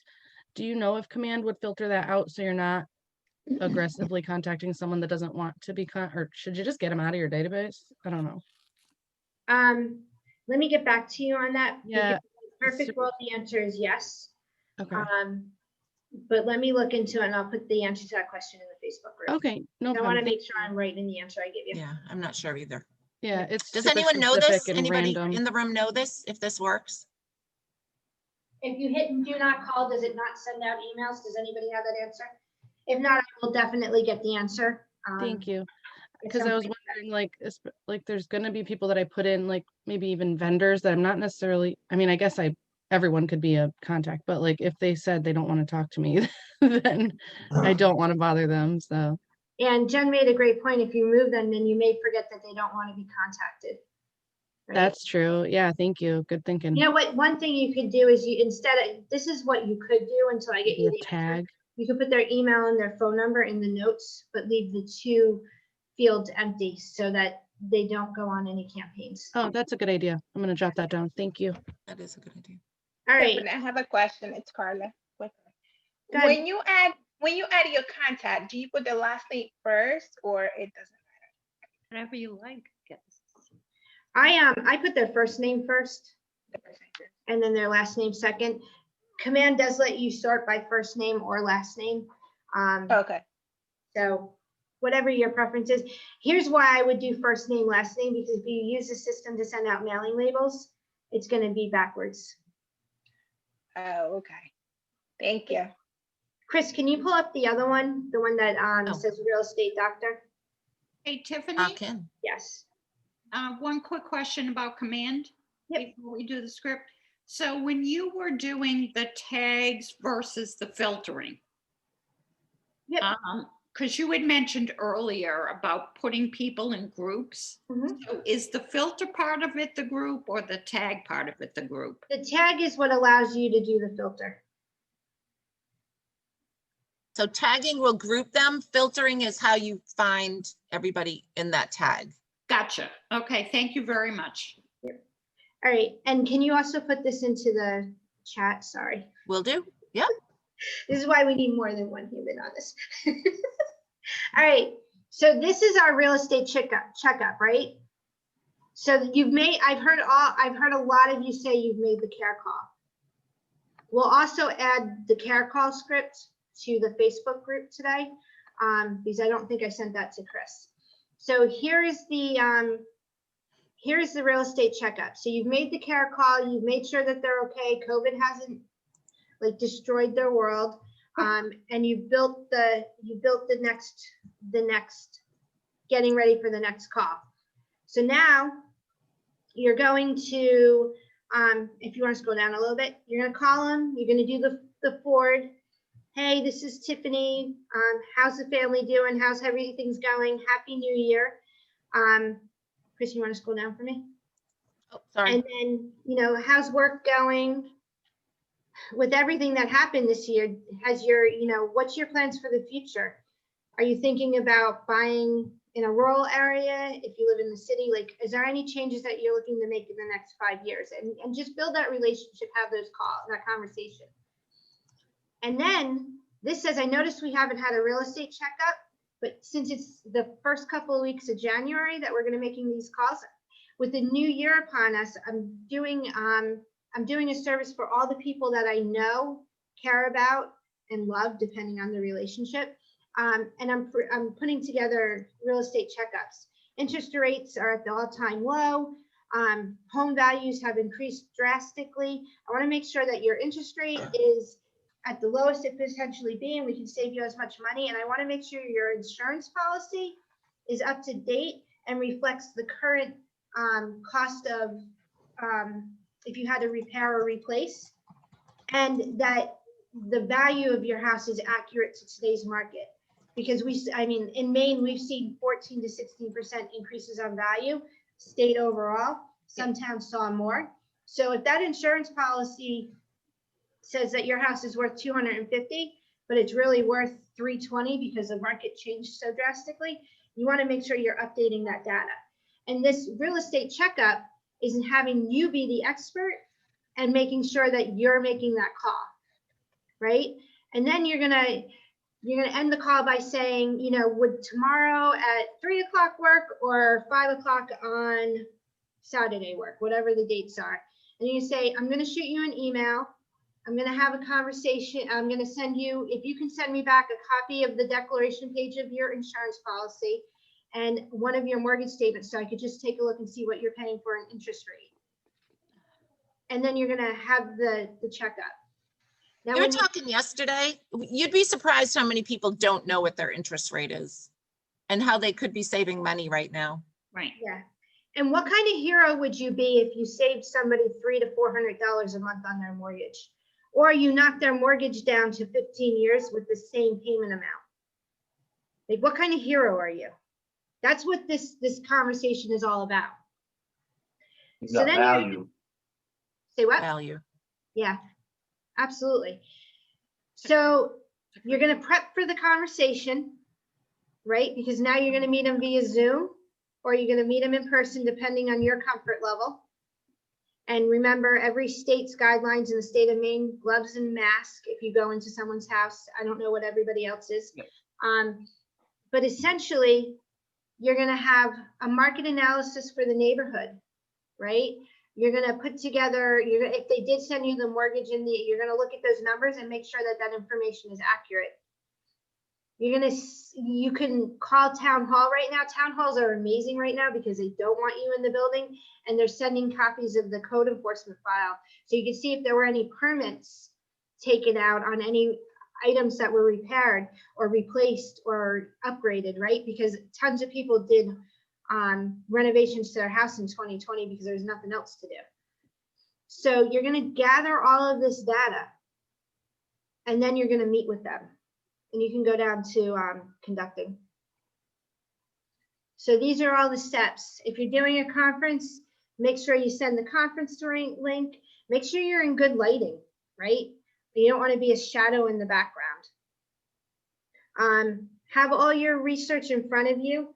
Ask questions. You know, we talk about, you know, your positive present, your positive future, like what great happened this year? What are you proud of? What are you most proud of that happened in 2020? So build that relationship, and then kind of dig, you know, what is the negative presence? Like maybe their house is too small and they're going to kill each other because 2 kids and they don't want to homeschool, and there's no second room where somebody can just disappear and be their own person, right? You're going to hear all of this information, and this is going to be triggers on, is there an opportunity for you to have a real estate conversation deeper by yourself or invest? Some people made a ton of money in 2020 just because there was opportunity. Like Zoom stock went up 400%. If you were strategic and bought it in February and March, they're probably sitting on some money that they can turn into a real estate investment. So what is the opportunity for the people that you're talking to? After you have this meeting, you're going to ask the question, who else would benefit from having a real estate checkup? And they're going to give you a name. And then you're going to ask again, who else, right?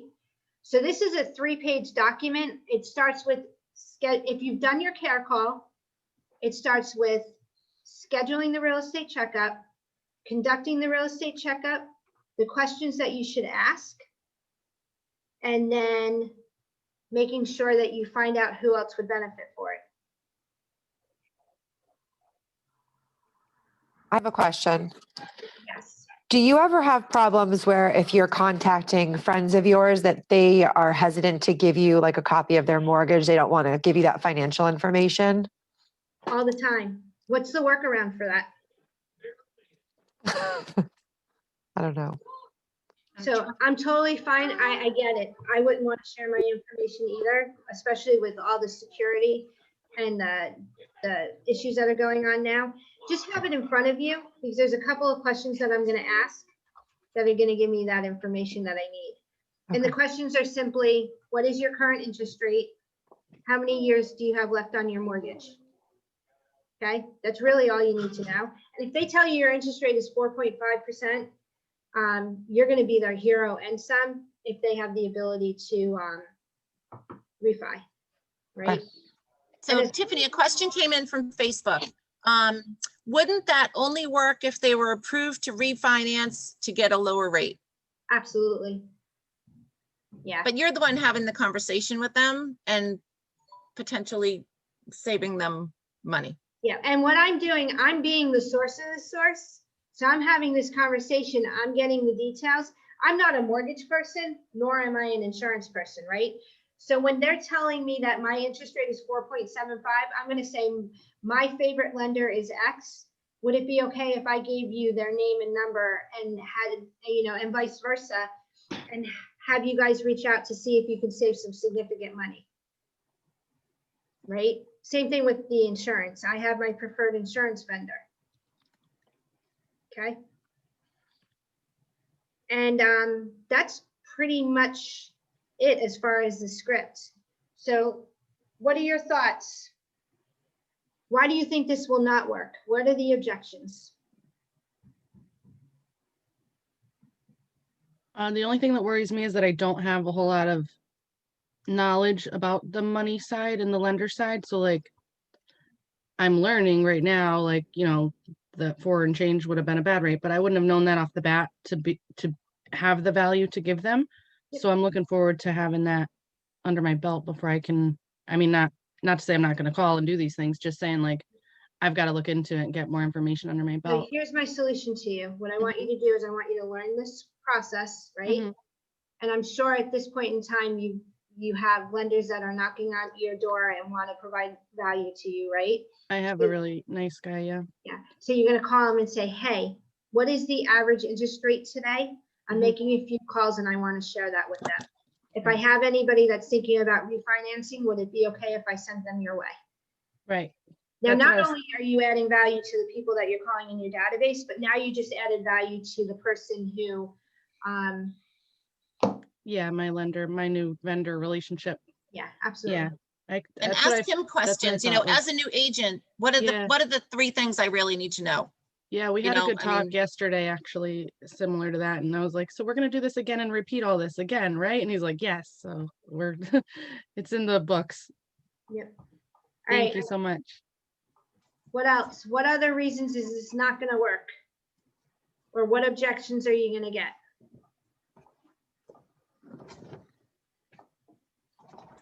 Go ahead. I'll raise my hand. Hold on. Rhonda, I can hear you.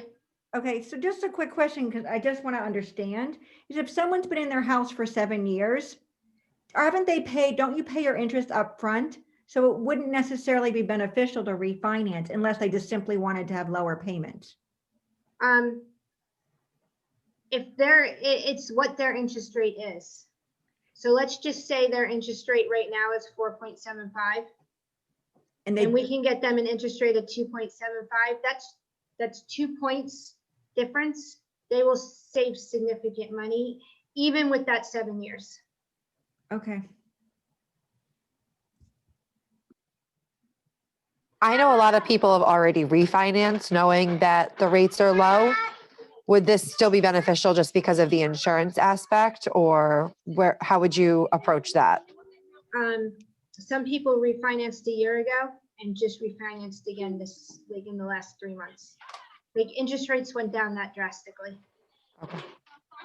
And again, something may happen from it, nothing may happen from it. However, it's giving you an opportunity to add value, have the conversation, show that you're an expert in a field, and adding to the database. All right. How are we feeling about the script? There's a lot in there. Well, it's three different stages. Yeah. Okay. Stage 1 is just the phone call, and literally it's 3 paragraphs technically. That is all you need to understand to get on the phone today and schedule some appointments. Step 2 is just the preparation. Step 3 is the conversation. And I shared with Chris 2 different versions of the questions, and she'll upload both of them to the chat, so you guys have the opportunity to choose which ones you want. Because there's the first one is the one that is just an easier read. Yeah, the script will be in the Facebook group later today, and it will also be in the chat. Yep, I've already put it in the Facebook group. Okay, Is cool. it in the packet that we got yesterday? Nope, this is a new one. Okay, thank you. Yeah, this is a Tiffany special. It's not even mine. I got it from Mark Richards. So he's a MAPS Bold coach who is absolutely amazing. He shared it with our productivity group. Okay. And because you're all on this, I want to share it with you as well, because anything to add value. That's our job. Add value to each other and add value to our people. All right, I'm going to break you into breakout rooms, and I want you to just practice this script a little bit, okay? So you should all be being asked now to join a room. And we're going to go in for about 15 minutes.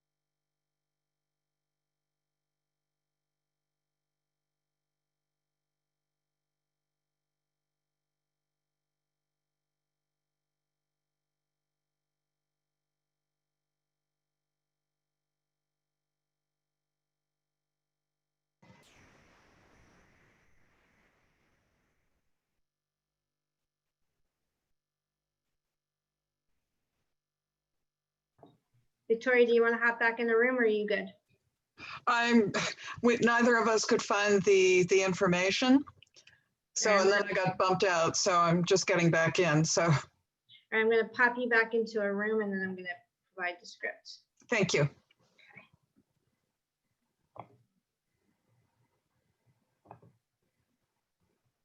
I'm going to assign you to room 6 because that's where I'm heading next.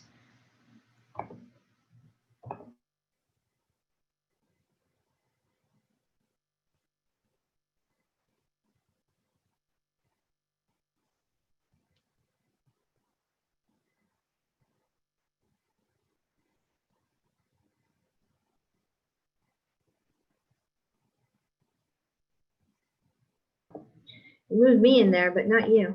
Yeah. I'm working on it. Special Sorry. talent. Yeah. That's why I sell real estate and not run Zoom. Not tech. All right, you go into room 7.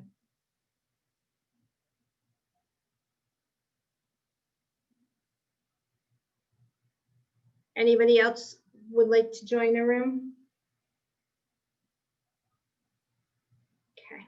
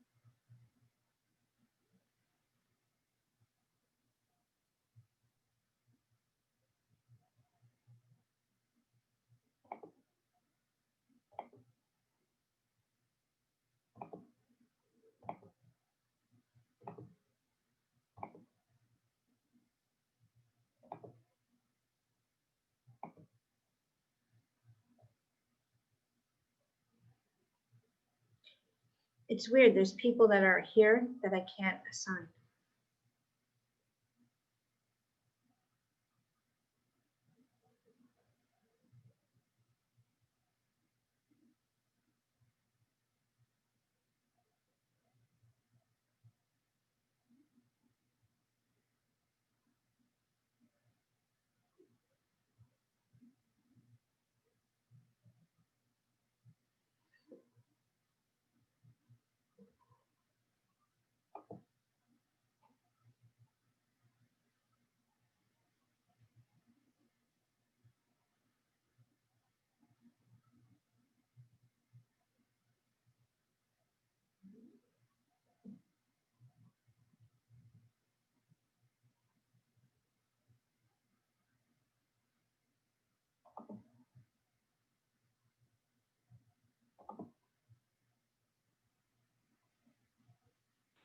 Awesome.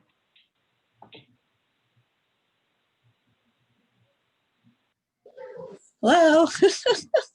Hello. So I had trouble, and in my group too, others had trouble downloading the or finding the PDFs. I couldn't find it in the Facebook page, and I didn't see the link. I'm on an iPhone, so I don't know if that's why or. It might be. We'll make sure it's in the link today. Okay, sweet. All right. Yeah, I'll keep looking. All right. Chat now.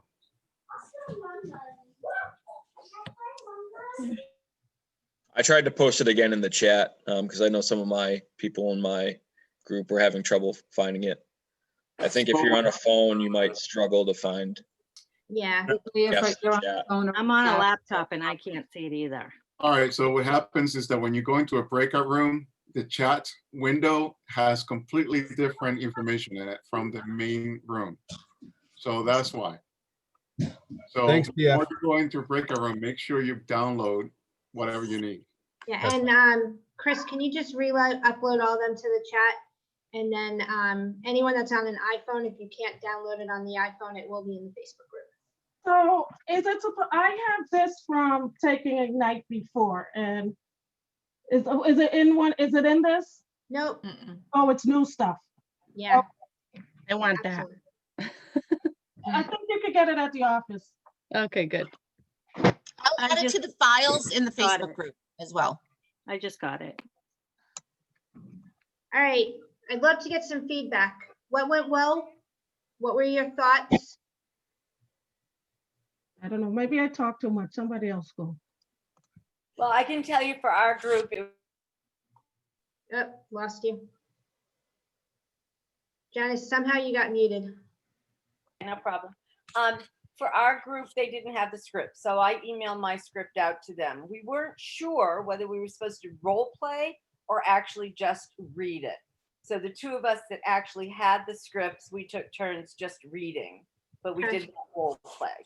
So it was a little confusing as to what we were supposed to do. No worries. For those that read the script and went over it, how did you feel about it? Well, Carrie and Carol, this is Joyce. They did the script play. So Yeah. it's good. Yeah, it was good. It was comfortable. Yep. Yeah, I felt it was one of the more comfortable scripts because it really kind of showcased how you're trying to help them. It came up in our two-way conversation that they were interested in not selling, but maybe investing.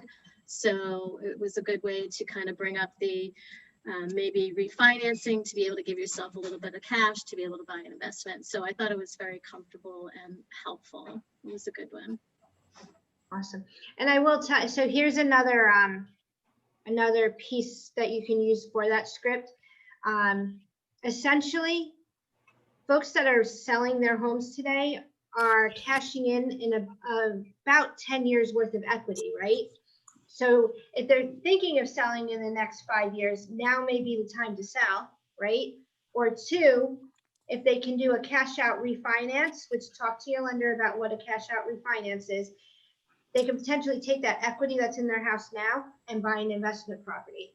So when you're having these conversations with them, it's just not, are you buying or selling? It's how can you strategically use the money that you have invested in real estate to grow your personal wealth.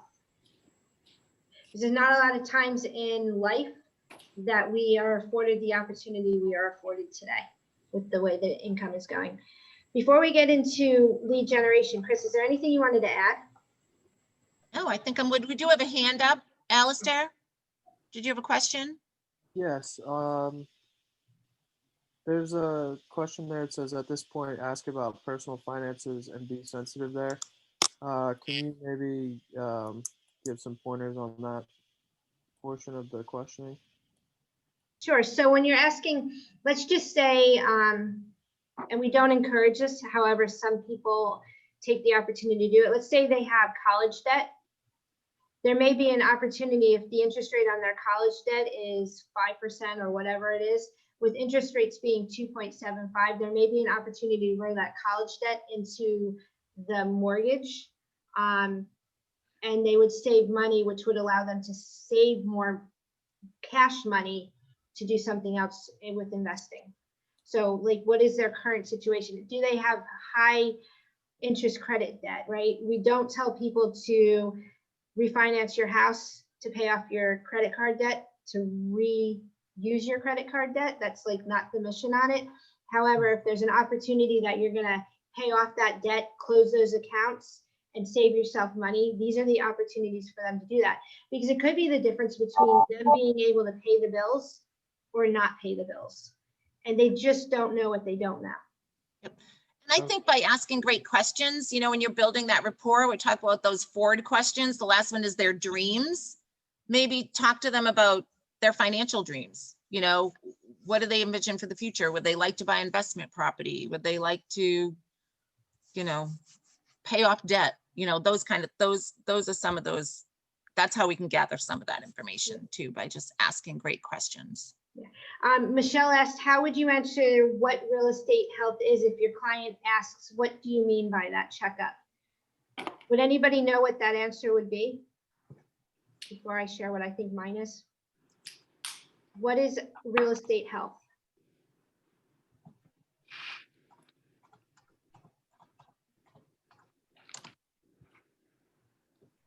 Oh, no. Maybe like, oh, maybe what's left on their mortgage or like whatever their interest rates maybe. I'm just guessing, but. So we go to the doctors to check our physical health, right? So I can answer that, I think. Okay. I think it's if they're efficiently using their investment and their equity in their home, and wisely using the income that they have to offset expenses that they have. Absolutely. And then overall, like when you get that objection, my objection handler on that would be, you know, you go to the doctors to have your physical health looked at. This is just a checkup on your real estate to make sure it's as healthy as it possibly can be. Can we repeat what she said again a little bit? I just want to jot some of that down. What I just said? And no, I didn't catch her name. Oh, Yes. Jessica. Hi. Oh, Jessica. Hi, it's me. I was saying that I would consider real estate health as to whether or not people are using the equity that they have in their home properly. If they are, what else did I say? If they're checking on if they're using their money correctly in terms of like what they have available for cash, whether they need to refinance something, stuff like that. And if you don't want to dive that deep at the beginning to get the appointment, you can always say, you know how you go to a doctor for a physical health checkup? This is just a real estate checkup. And then add into, explain what Jessica said. You can choose one of those descriptions to just solidify what you mean by it. Yeah, perfect. Thank you both. I have a question. Yep. This is Casey. Yes. I'm not a financial advisor. And when I look at some of the things that, you know, I could ask that were in the script, it makes sense, you know, at a high level, but I would be really uncomfortable giving them advice on paying off this, you know, or refinancing your student loans or whatever without having any background in that whatsoever. So you want to do the source of the source and not the source, right? Because we are real estate experts. We understand real estate to a high level. Right. We do not understand the ramifications of refinancing college into a mortgage. That's where you send it to your expert in the finance field, whether it be a financial advisor, a mortgage advisor, or an insurance advisor. So your mission isn't to give them the information. You can give them an idea, and then you're going to send them to the expert in that field. We want to be the source of the source, not the source. We get into a lot of trouble when we become the source. Yeah, great. I think too, you know, use examples. In one part of the script here, they say, you know, for example, I was talking with a couple not long ago and they, you know, they had a lot of college loan debt, and that's just an example of how I was able to help somebody with the equity in their property, you know, so relate it to somebody else that you've helped, something to that extent, if that makes sense. Okay, good. Right. How are you guys? And I did say in my group too, you don't have to ask every single one of these questions. You know, Tiffany might disagree with me, but you know, pinpoint those ones that you do feel comfortable with to get started. And it's having a conversation. It's like, these are trigger points to start a conversation. So keep that in mind. I just wanted to say something about the question that was just asked about like not being a financial advisor. The role I see it as what we're doing, obviously we're not advising them, but what we're doing is helping them reach their real estate long-term goals. So if they need to friends to make that happen. That's what we do. We're going to say, oh, that's what your need is. Let me help you connect with someone. And then they can come back to us when they have the funds and liquidity of their money. Mhm. And I did share in my group, sometimes I like it when they ask me questions I don't know, right? Because that's a great question. Let me find that out for you. I'd love to get back to you on that because it gives you an excuse to have to reach back out to them. Yep. So Yeah. you're never going to know everything that people ask you. Just make sure that if they do ask you, you can find them some answers. Absolutely. Thank you. All right. Guess what time it is? It's lead gen time. All right, so I'm gonna have everyone mute. I want you to take advantage of the script that we went over, make some care calls, build some relationships, and build your pipeline. And let's see, there's 130 on the screen right now. Let's see at the end of this hour what the number is, because the number will reflect the people that are all in and are going to make the money they desire to make this year. Okay? Have an awesome day. It was great working with you guys. And if you have any questions, feel free to reach out to me. I will put my my information in the chat box. Thank you.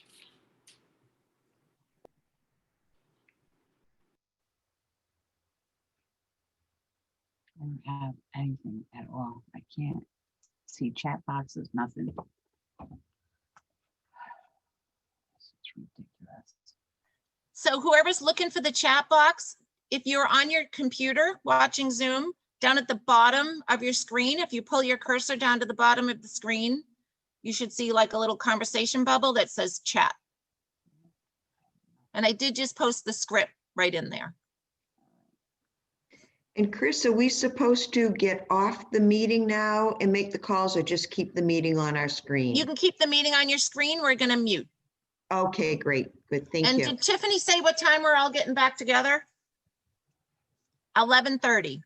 We'll Okay, come back great. and answer any questions. Wonderful, The Facebook thank you. group, for somebody who just asked about the Facebook group is KWNE Ignite 2.0. Chris, I'll throw that in the chat in 1 second. Thanks, Jen.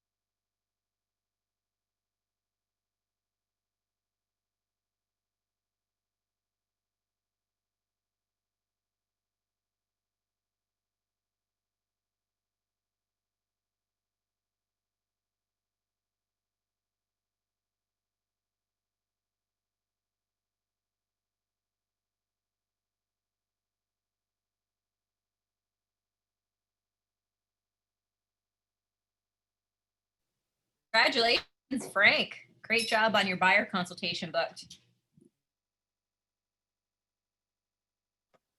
Thank you.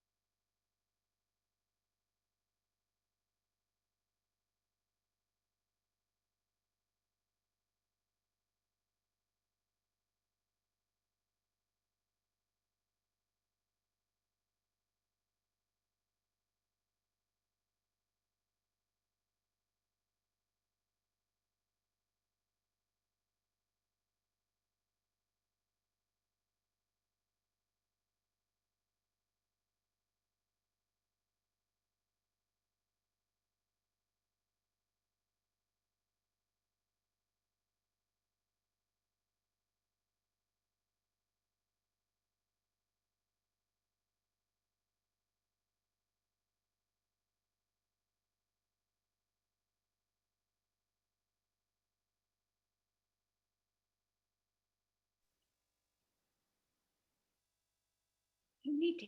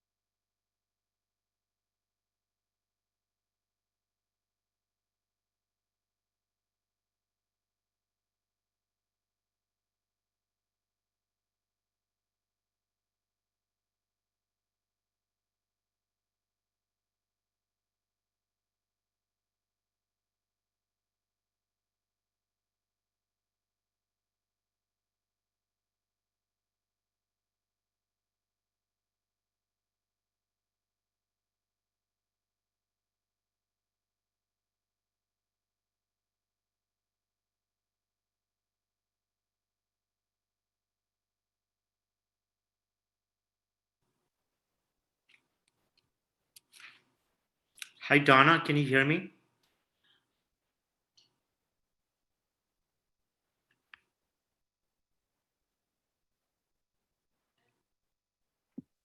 Yes. Hi, Donna. Can you hear me? Yeah. Hi. I had some issue with my mute, so I was trying to check. So, okay, great. Thank you. How are you doing? I'm doing good. How about you? Great, great, great. Yeah. There's so much to learn. It's Yes. exciting. What office are you in? I'm at Cambridge office. Oh, Cambridge. I'm in Boston. Are you? Yeah. And how long you been in Boston office? Uh, you mean how long have I lived here or how long have I How- done how real estate? you worked at the Boston office. I mean, Oh God, I just started in October. nice, nice. That's great. I joined. I'm still in that orientation. Okay. 30, 60, 90. Okay. So yeah, Good. great. Yeah, there's so much. It's so overwhelming, but It's overwhelming. You're right about that. Yeah. yeah. I think you do. I think if I were to give you any advice, Yeah. I think when I joined Keller Williams, so it was actually the last week in September, Okay. I did too much education. Okay, I started Ignite and then Bold started. So I switched from Ignite and I paid for Bold and I went to Mega Camp in August and I got too much in my brain. Yeah. So what I would say to you is get through Ignite because I think Ignite, out of everything I've done so far, I was actually just talking to my sponsor on the phone. Mm-hmm. Everything I've done so far, this is the best. I can tell. So Bold, I think, is for maybe after you've sold 10 houses, you should do bold. Okay. Maybe, that's my opinion, that's all. Okay. And because I'll probably end up spending money to take it again, not this year, but maybe next year. But this class, I think, is really good, Yes, I agree with you. really good. So just concentrate on this and learning your scripts. And because I still have to do that too, but you'll be good. Thank you. Thank you, Donna. I appreciate your advice. Yeah, no problem. My pleasure. My pleasure. All right, I'm going to make some phone calls. So, okay. All right. Thank you. All right. Bye-bye. Bye. Good to talk to you. Likewise.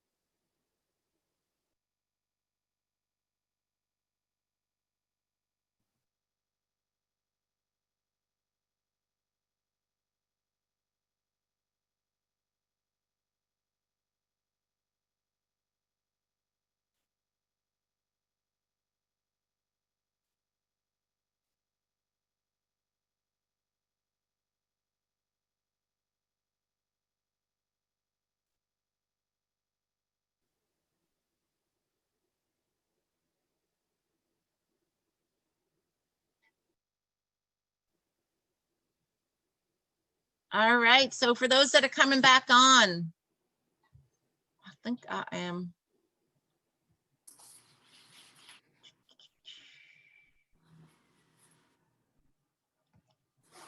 Anybody else back on yet? Yes, I'm back. All right. Oh, I'm not hearing you. Oh, Can you hear me? you back on? Yes, can you hear me? There we go. I know I had turned my volume down while I was making Oh, I was calls. scared because the whole time I could not speak. I was embarrassed because my mute did not work. Oh, I heard you say that. I almost muted you for you, but I wasn't sure if you wanted that or not. So that's okay. Yeah. So for me, what I did, I just turned my volume down on my computer.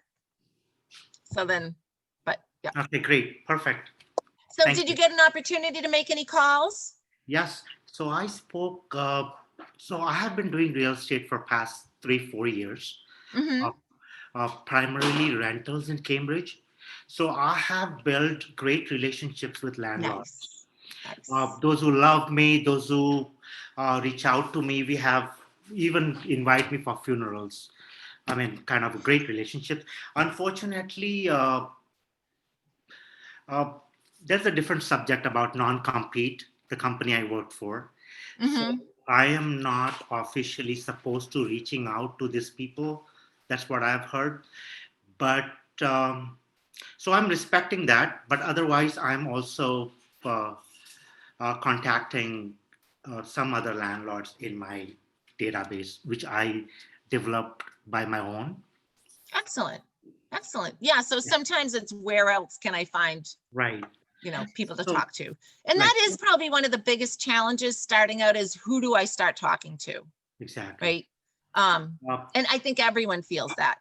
Well, So I it's- mean, it's hard because I have 63 contacts on my phone. I've had my license in September. I did physically call all 63 contacts on my phone. Actually did speak to a few, got one couple interested in looking for a house. I'm just waiting for their pre-approval letter. I did follow up with a few that I left voicemails for, leaving further voicemails. And then break-in today, I still can't find the link to those scripts. I mean, I did see the script you put in the contact, but if we can somehow I did email Tiffany, but somehow I can't see it on the Ignite page, the script link. So what I ended up doing was I went onto my Facebook page and I started messaging people, those who I didn't have the number for or haven't called yet, saying, hey, what's up? It's been crazy, huh?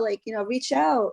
And I did put a generic post on my personal Facebook page saying, with all the insanity going on right now, I'd love to just step away from the screen and connect with people. And right now we're not going out and about. Like, who wants to be phone buddies? Like, let's connect and send each other our phone numbers or whatnot. So I did get one response, and I'm going to call after the Ignite meeting. But yeah, just little things. And I'll keep going through my friends list too, one by one, literally, and messaging people. I never even thought to do that. So thank you, whoever mentioned that. Yeah, it's a great time to just do check-ins. And I do think, Tiffany, that who do you know? If you can train yourself to be like, hey, who do you know who may have real estate questions? Well, it's funny you mentioned that because I just joined a real estate team and they had encouraged handwritten notes. So last week, I just literally sent out like 100 handwritten or almost 100, more like 80 handwritten notes with my business cards, which is so excited. Going, hey, if you're interested or if you know anybody, give me a call. And I think, trying to touch up and then, hopefully some people will get back to me or I'll just follow up. Hey, did you get my card? Like, what's up? Yeah. Exactly. So, handwritten notes can go a long way because not a lot of people do them right now.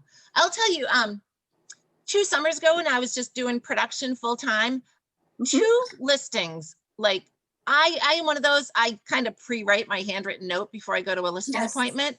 Totally. And then as soon as I leave, I'm throwing that note in the mail. Like, it was so great to meet you. Looking forward to working with you. It's very basic. And I had 2 different people call me and say, I'm listing with you because of that thank you note. Oh, you're kidding. And one woman has said, I've sold 4 houses before and no one has ever sent me a thank you note for meeting with me. Oh, And, wow. and they That's a turned great into idea. a buy and a sell. And she Okay.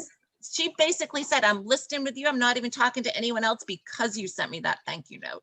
Okay. So, you know, those little handwritten thank you notes can be very powerful. I love that. I'm gonna do that. We think maybe they're not doing any good, but also, you know, people hang on to those. Okay. So sometimes we just have to start getting strategic and who can we talk to? Yeah, Who can we, I agree. you know, and for those who, and I think Joyce, you saying you're not super comfortable with Facebook, right? So I am a little more of a creeper than a poster on Facebook. I will admit that here. Facebook, even if you don't feel comfortable posting things right now because it's kind of new to you, it is a great way to go through and see what's happening in people's lives, because people love to share things on Facebook. Hey, I just had a baby. I just had a grandchild. I just whatever, you know, and see that as an opportunity to just reach out and say, congratulations on the new grandchild, or, you know, that kind of stuff. It doesn't always have to be real estate based. Sometimes it's just building those relationships. Chris, can I ask you a question? Absolutely. I was at a Mako place. I was getting my car done, and I just happened to give the lady one of my business cards. I've been in real estate going on 10 months, but you know, but it's okay. I'll get there. But she called me, and she's looking for a 3-family home in Milton. But the connection is that she has a realtor, but she says she's not happy with the realtor. And I know from real estate, if they have a contract signed with another agent, you know, you have to back off. That's correct. But I still can't reach out to her, right? Because they're still calling me. As long as they're calling you, you can have those conversations, but you can't solicit their business by calling them. I can't call them, but if she's still reaching out to me, but she's in a contract with another agent, so how does that work? So don't give her advice, don't counsel her, but be a great source of information. So when her contract does run out with that other agent, hopefully she'll want to start working with you. So if she calls me about a multifamily house, can I give her information about that house or no? Is that still? I would be very careful about that. Anybody else want to weigh in on that? Their thoughts on that? Yeah, I have a question. Do you know for a fact that she has a contract? Did you ask her that question? Yeah, that was my question. I asked her, I talked to her husband and her, and I said, well, are you in a contract with another agent? He told me yes, but he doesn't want him anymore because every time he calls him, his excuse is that he works and he'll get back to them when he have in his spare time. So I was just wondering, how do you handle that? You know, I don't want to get in trouble or lose my license. Of course, if they have a contract. And I would also ask, is it a written contract? I mean, you know, you've got to be very specific, because what they interpret as a contract and what is an actual contract could be two different things. Maybe I don't know. How do you feel about that? The contract is, when does the contract expire? Exactly. You can also ask them to talk to their agent, and if they're really unhappy and they're mutually unhappy with that agent should let them out of the contract. I mean, that's the right thing to do. They may not. I mean, they don't technically have to, but if you ask them and say, hey, listen, why don't you talk to your agent? Hell And yeah. if you guys are not happy with them and you have that conversation and they're willing to let you out of that contract, then there you go. You have a customer. Okay, thank you. But they did say they were in a contract. I did ask them, did they have any other family members, you know, that need real estate assistance or stuff like that, but okay, thank you. All right, great. Did anybody use some of these scripts? Did you ask some of these questions? The real estate, or how do you guys think about the real estate checkup and the whole idea of it? I like it. I think it's a really good in for people. Yeah, I like it. But like whoever said it before we broke, the same concern for me is like just not knowing the information, but I like it. Anyway, I still think that it's it's good to use, and just act like a special, or like act like a general practitioner and send them out to your specialists. Yep. So, and if you feel like you need to learn more about that, you know, and you have some great affiliate business partners, you know, well, I was going to say offer to take one to lunch or coffee. Yeah. If that's just a little awkward right now, yeah, ask them, hey, could we have 15 minutes that you could just, you know, share your knowledge with me? Yeah, I actually plan to call him right after we're off They will today. be happy to do that. Yeah, Happy to do that. It helps that he's my kid's best friend's dad too, so. Hey, Lisa, I have a question to you. Sure. This is our project. I want to save this one. Just only the function is a print. So could you find out any save of this file, because there is some our PO grant. Which program is this? This is a PowerPoint. I just only want to. Oh. This is. I'm going to mute. I don't think Jen's question was for all of us. So yeah, so this is just a great way to connect with people and share your knowledge, and see them as the resource for when they do have real estate questions or needs. And that's really what this is all about. And hopefully you'll get a couple appointments from it. Jessica, did you have a question? You have your hand up. Yeah, I did have a question. I'm super new, so if this is something that I'll learn later on, then that's fine. We're talking about being the source of the source. Does Keller Williams have like preferred vendors? Because I'm sitting here thinking in terms of like, you know, I really can't recommend people because I don't know their business ethic. I don't know like if they're good at their job. So like, I mean, I guess I could just tell people like, hey, find someone. But I really feel like it sets me up for my reputation to be damaged if someone's not good.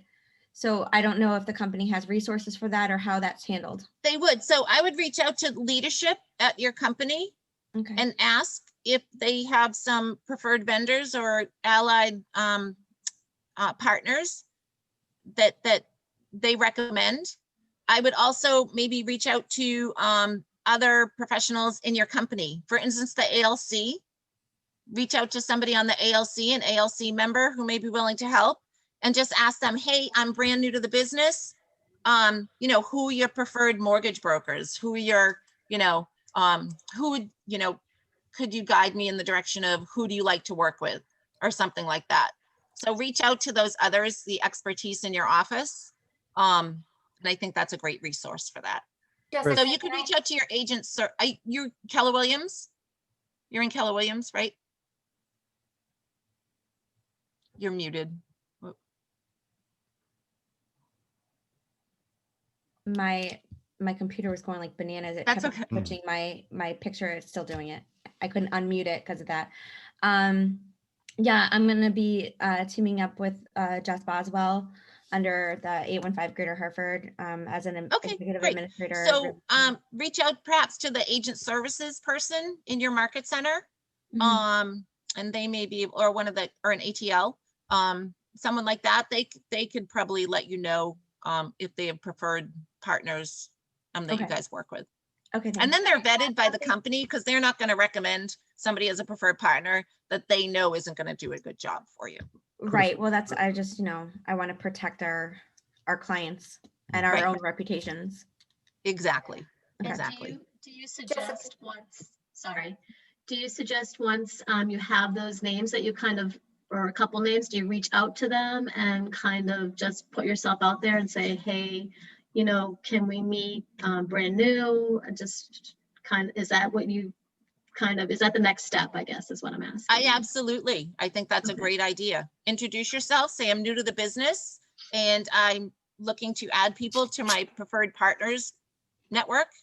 And, you know, would you be available for a 5-minute phone conversation? Something like that. Great. Thank you. Chris, Okay. I think a great idea for people, like you said, every market center is going to have their list of allied resources. And I think that's a great place to start. Above and beyond that, if you just want a reason to call your people and find out, because Jessica's point was, I don't really have a perfect butcher, baker, candlestick maker. So how do I form that list? So that's a great way to make some phone calls. Like if I'm going to do some lead gen calls, first and foremost, go through just, if you probably a great exercise. Stand on your front steps and look out into your neighborhood. Look out into the environment in which you've chosen to live, right? And what is the lifestyle there?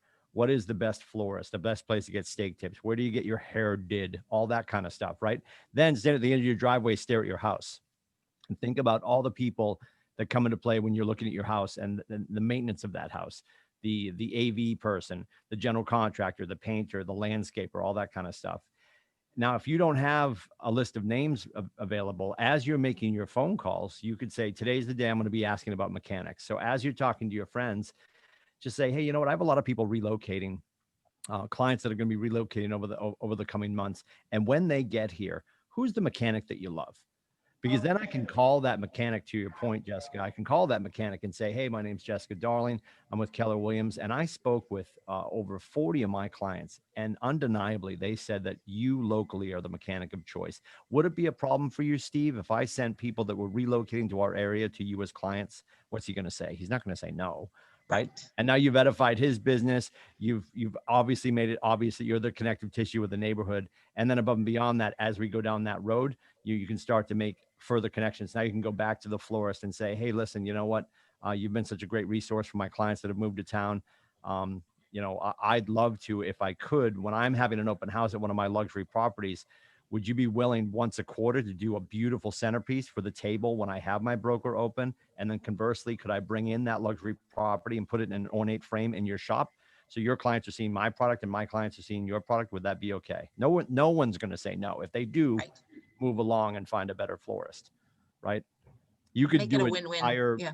call set of allied resources and just building that arsenal of people, because it's very rare that you're going to be running to people that need to buy a house, but they're going to need something connected to real estate, and you want to be the connective tissue of the source of the source. So Exactly. Now, somebody asked, do we have to use the vendors that our market center recommends? No, you don't have to, but it's a great resource to start with. If you're brand new and you just don't know, I would say that's a great place to start.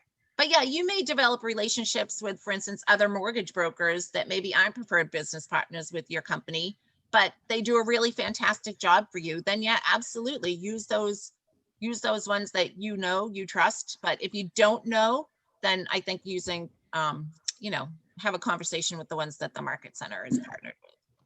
Jessica, I wanted to add for you that you were talking about Facebook and whatever, but I did that just the other day. I posted, because I'm new too, and I don't have like a binder of things. So I just posted on my Facebook page, like, where are my vendors? Like who of my friends are out there that want to, you know, partner with me in real estate? And I got so many responses to that because they want to be called, you know? So that was basically my 10 contacts for the day.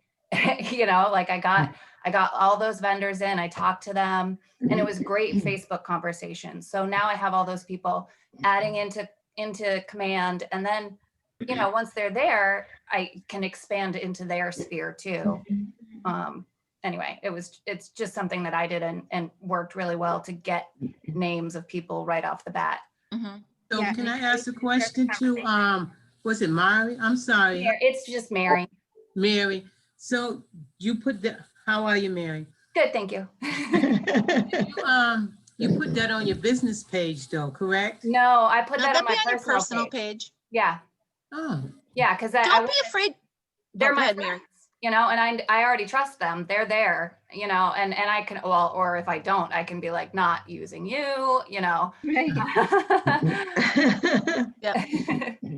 So you just reached out to them and was asking? I just made a post and said, I could probably pull it up, but I just said, you know, where are my vendor friends? If you're a painter, a carpenter, you know, a mortgage lender or whatever, drop your information below and I'll use you when I'm looking to grow my network or something like that. Yep. Okay. Another do you guys have Facebook groups within your market center? Like agent Facebook groups? That's also a great place. Hey, looking for an electrician in whatever town or whatever, looking to grow my vendor network. Who do you love working with? You know, ask your fellow agents who they love working with. Because I bet they've got all kinds of names and resources for you as well. Yep, Kendra, go ahead. Another really good local source, and it's a little bit different now with COVID, but this is how I built my, you know, business partner network, is I became involved with the board and learned who the business partners, your local real estate board, who our business partners were, had conversations with them, and grew my, people that I trust to handle my clients. And it's been invaluable. And getting Exactly. involved So with your board. that's awesome. So most realtor boards have what they refer to as affiliate members. These are people that aren't realtors, but are members of your board, who are mortgage brokers, inspectors, all those kind of people. Your board may have affiliates who are part of the board. And so that's another great resource to have. Yeah. Another good resource is actually to do a search for a BNI group in your area, because that will be a whole unit of different professions that have been vetted, and because they have to adhere to a standard and a code of ethics, they're also looking for referrals. Right, and that's the expectations in BNI, right? Is that you're going to give each other referrals. Exactly. That's the only issue with a BNI is you're only allowed one professional per group. Yes. So like if there's already a realtor in that BNI group, you're not going to be allowed in as another realtor. Yeah, but you're not reaching, I guess the question right now on the floor is how to build a network or have access to new people. So you're making contact with the people in those chapters. Yeah, again, if there's already a realtor in that BNI group, that's who those other professionals are going to refer to. But I mean, BNIs, Chamber of Commerce are all great ways to get involved if there's not already a realtor. Yeah, again, you're looking to build your portfolio of contacts that you're going to pass on to your clients, not people who are going to be giving you a referral. Right. I mean, eventually that will happen, but right now you're building who you're going to be a resource for your clients.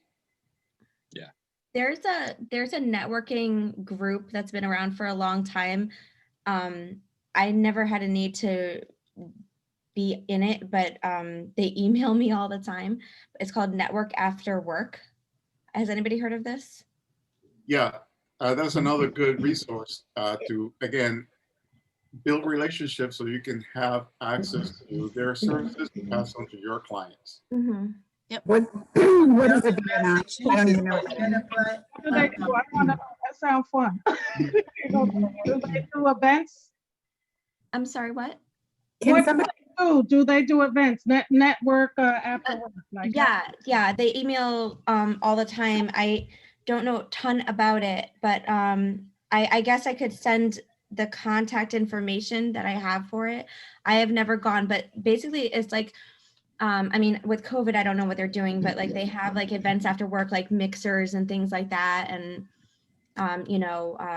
meat for appetizers and drinks. We do Zoom events. Can you put it in the chat? I'll look it up. Be bold. That's my personality. I can't personally recommend it because I've never been, but it's.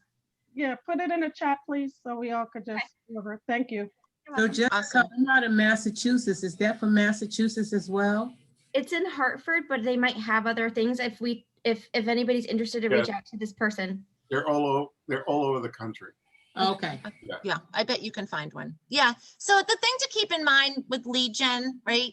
A lot of times we're just planting those seeds. It's like farming, right? The day the farmer plants the seeds isn't the day he's harvesting the crops, right? That's a great way to look at it. You're just starting to plant those seeds, continue to have these conversations, and the plants will start to grow. And the more conversations you're having, the more crop you're going to reap, right? So it's hard getting started. And I realize, a lot of it is a confidence thing. Like you feel like you don't know enough. We learn by asking great questions. So, I always like to say there's a reason we have, 2 ears and 1 mouth, right? So ask a lot of great questions and conversations will come from that. Hey Joyce, I know you've asked a lot of questions about the Facebook page, like your personal versus the business page. And I just wanted to share with you that one of the ways that I do use my page is a majority of the people that I have on my Facebook page, it is my personal Facebook page, but there's always it'll ask you when you're, or if you get something, where would you like to post it? You can always post it onto your business page. There'll be a drop-down menu and you can post it directly. So you're kind of cross-posting everything you do. Like when I would have a listing, or if someone in my office would send, have a new, I would cross-post it, and I just use them together. So I think it is great to have, because it's always something out there for you. But if you just kind of click around, and usually whenever you're posting, you do a drop down as to where you want to post it, and you can always cross post it to your business page. I just wanted to share that. Yeah, share it to your business page is a great way for your friends to see that as well. Thank you. Share it from your business page to your personal page. All right. Any other questions? Did you guys find this helpful today? Just kind of conversations to have with people. So kudos to you all for being here. Tiffany and Jen, who's kind of monitoring the chat, can all be found. Keller Williams Realty, we're out of Portland, Maine. So, should you guys ever know anybody in Portland or need help with anything, we're happy to help, and we'll be seeing you back here at future Ignites. And I think tomorrow's is all about setting goals, if I'm not mistaken. Yeah, setting goals. Great. So, okay. It should be fun for everyone. So everyone make some calls, and I'll show you little Tiffany's little hint. So she said use motivation. I laugh because Tiffany will have she loves to use candy, right? She'll have a whole thing of candy, and every time she makes a call and she has a success, she gets to eat a piece of candy. So I always know how well she's doing because I can go in her office and I see a bunch of candy wrappers. So that means she rewards herself every time she has a conversation and has a piece of candy. So whatever works. I have a quick question about leaving your card in businesses. So one of my calls, I called my hairdresser and I was like, hey, did you know I got my real estate license? And she said no, which I'd mentioned it before. So that's on me for not reminding her. And I was like, and she's a homeowner and stuff. And I was like, well, do you know anyone right now? She's like, no, but she said I could leave my cards with her. Is that a good idea? Absolutely.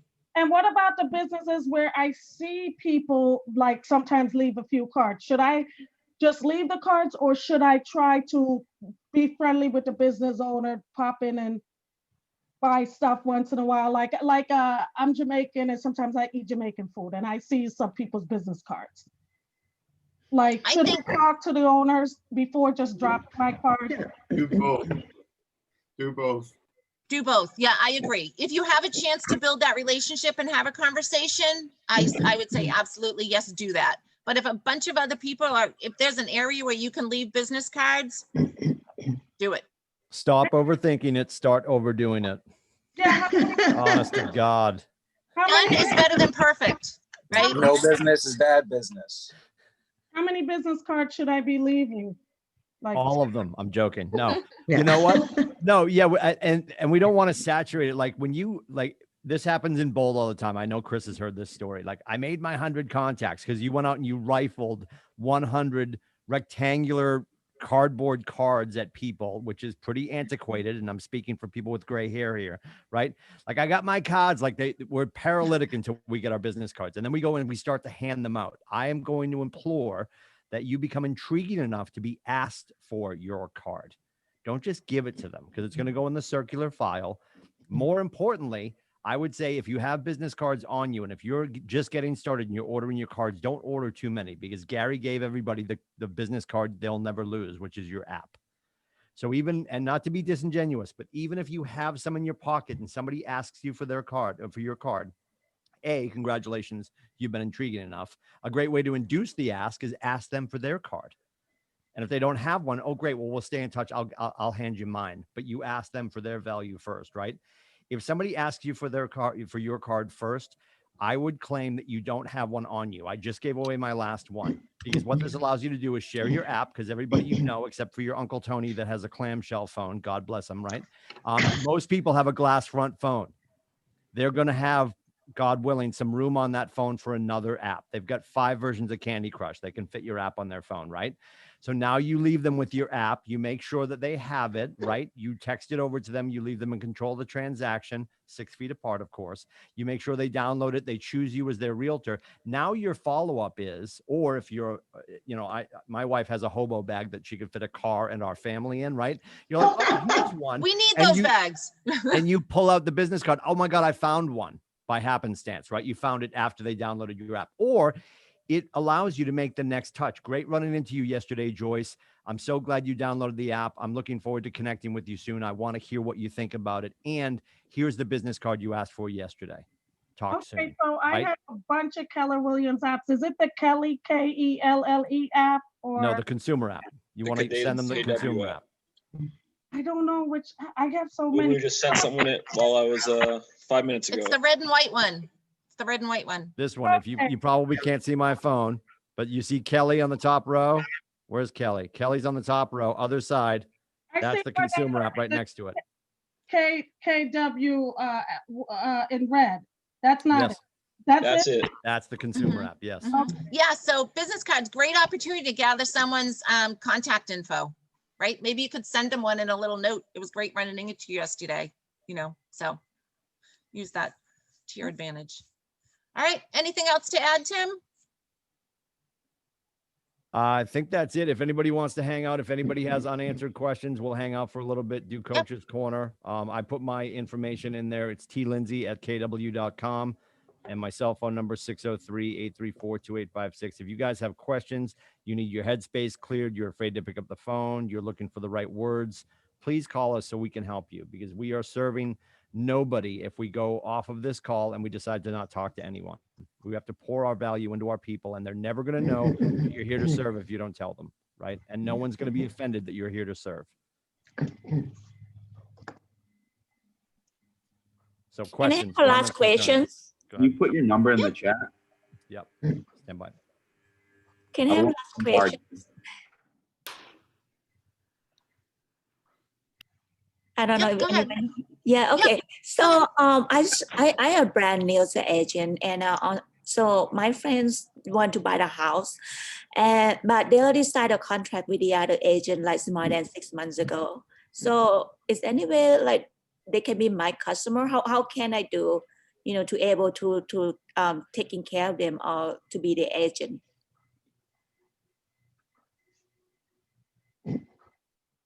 They're already signed with someone else? Yeah, it's like more than 6 months ago.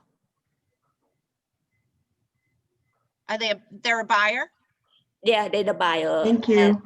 And they are from my country, it's like easy for them to communicate with me. So they want to change the agent.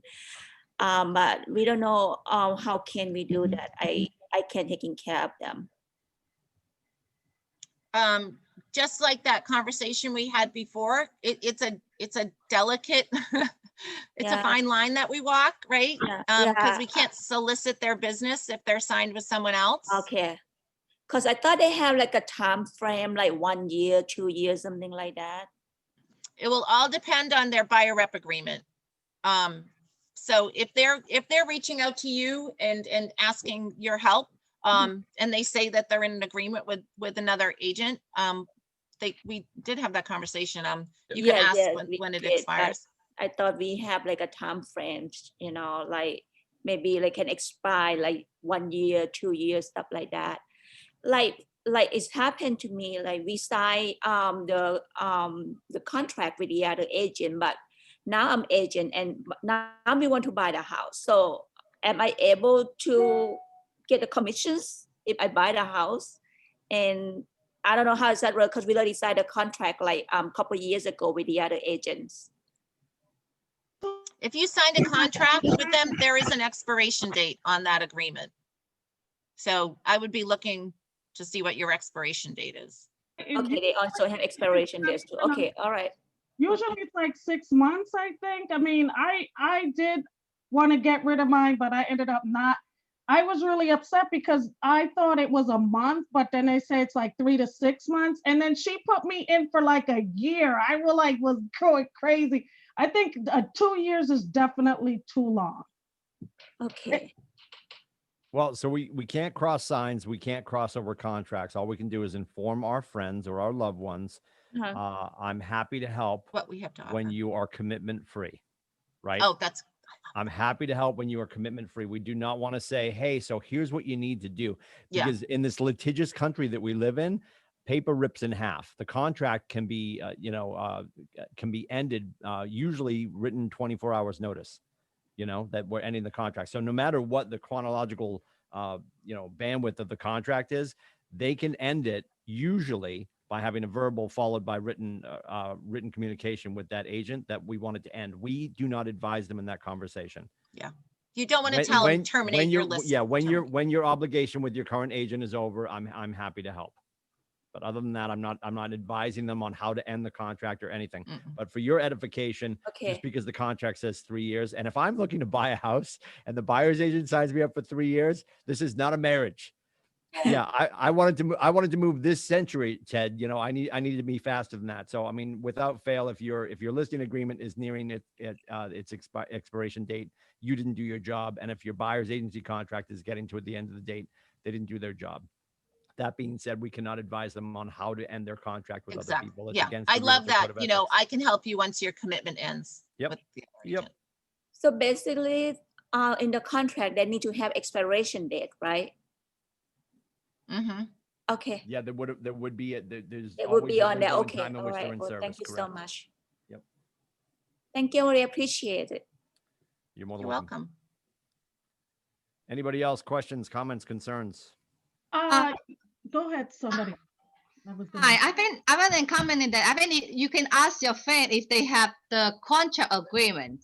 Then you can take a look if there is, if they expire, then you can do it. If you're not expired, then you cannot do it. Yeah, but we shouldn't be viewing other people's contracts. Designated agency. We should not be viewing. I would not want to view my friend's contract that has signed a contract with Chris. If I'm looking at that, that's way outside the Realtor Code of Ethics. With designated agency, I should not be putting my eyes on another contract unless I'm party to the contract with my name on it as an assisting realtor. Terms of contracts are confidential. Mm-hmm. So, yep. I have a question. Yep, go ahead, Teresa. So let's say if someone is working with a realtor, but there's no contract, but they've been working with them consistently for a few months. Mm-hmm. That person also wants me to help them, but does not want to let the other realtor know that he's working with both of us. Is that any, am I violating the ethics by working with this person? If there's no signed contract and they choose to actually sign their first contract with you, that's not a violation. And this is going to be different for everybody. I would say once you have a signed agreement, when it's confirmed that they don't have a signed agreement with the other, this is where I can hear Gary Keller saying there's more efficiency.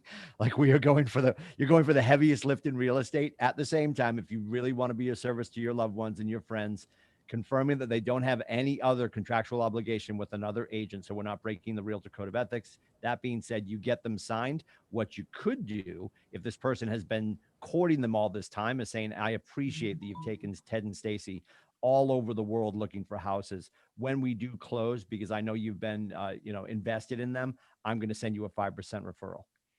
Don't go crazy. I don't know you a 25% referral. You couldn't get the job done. You didn't have the wherewithal to get the contract signed.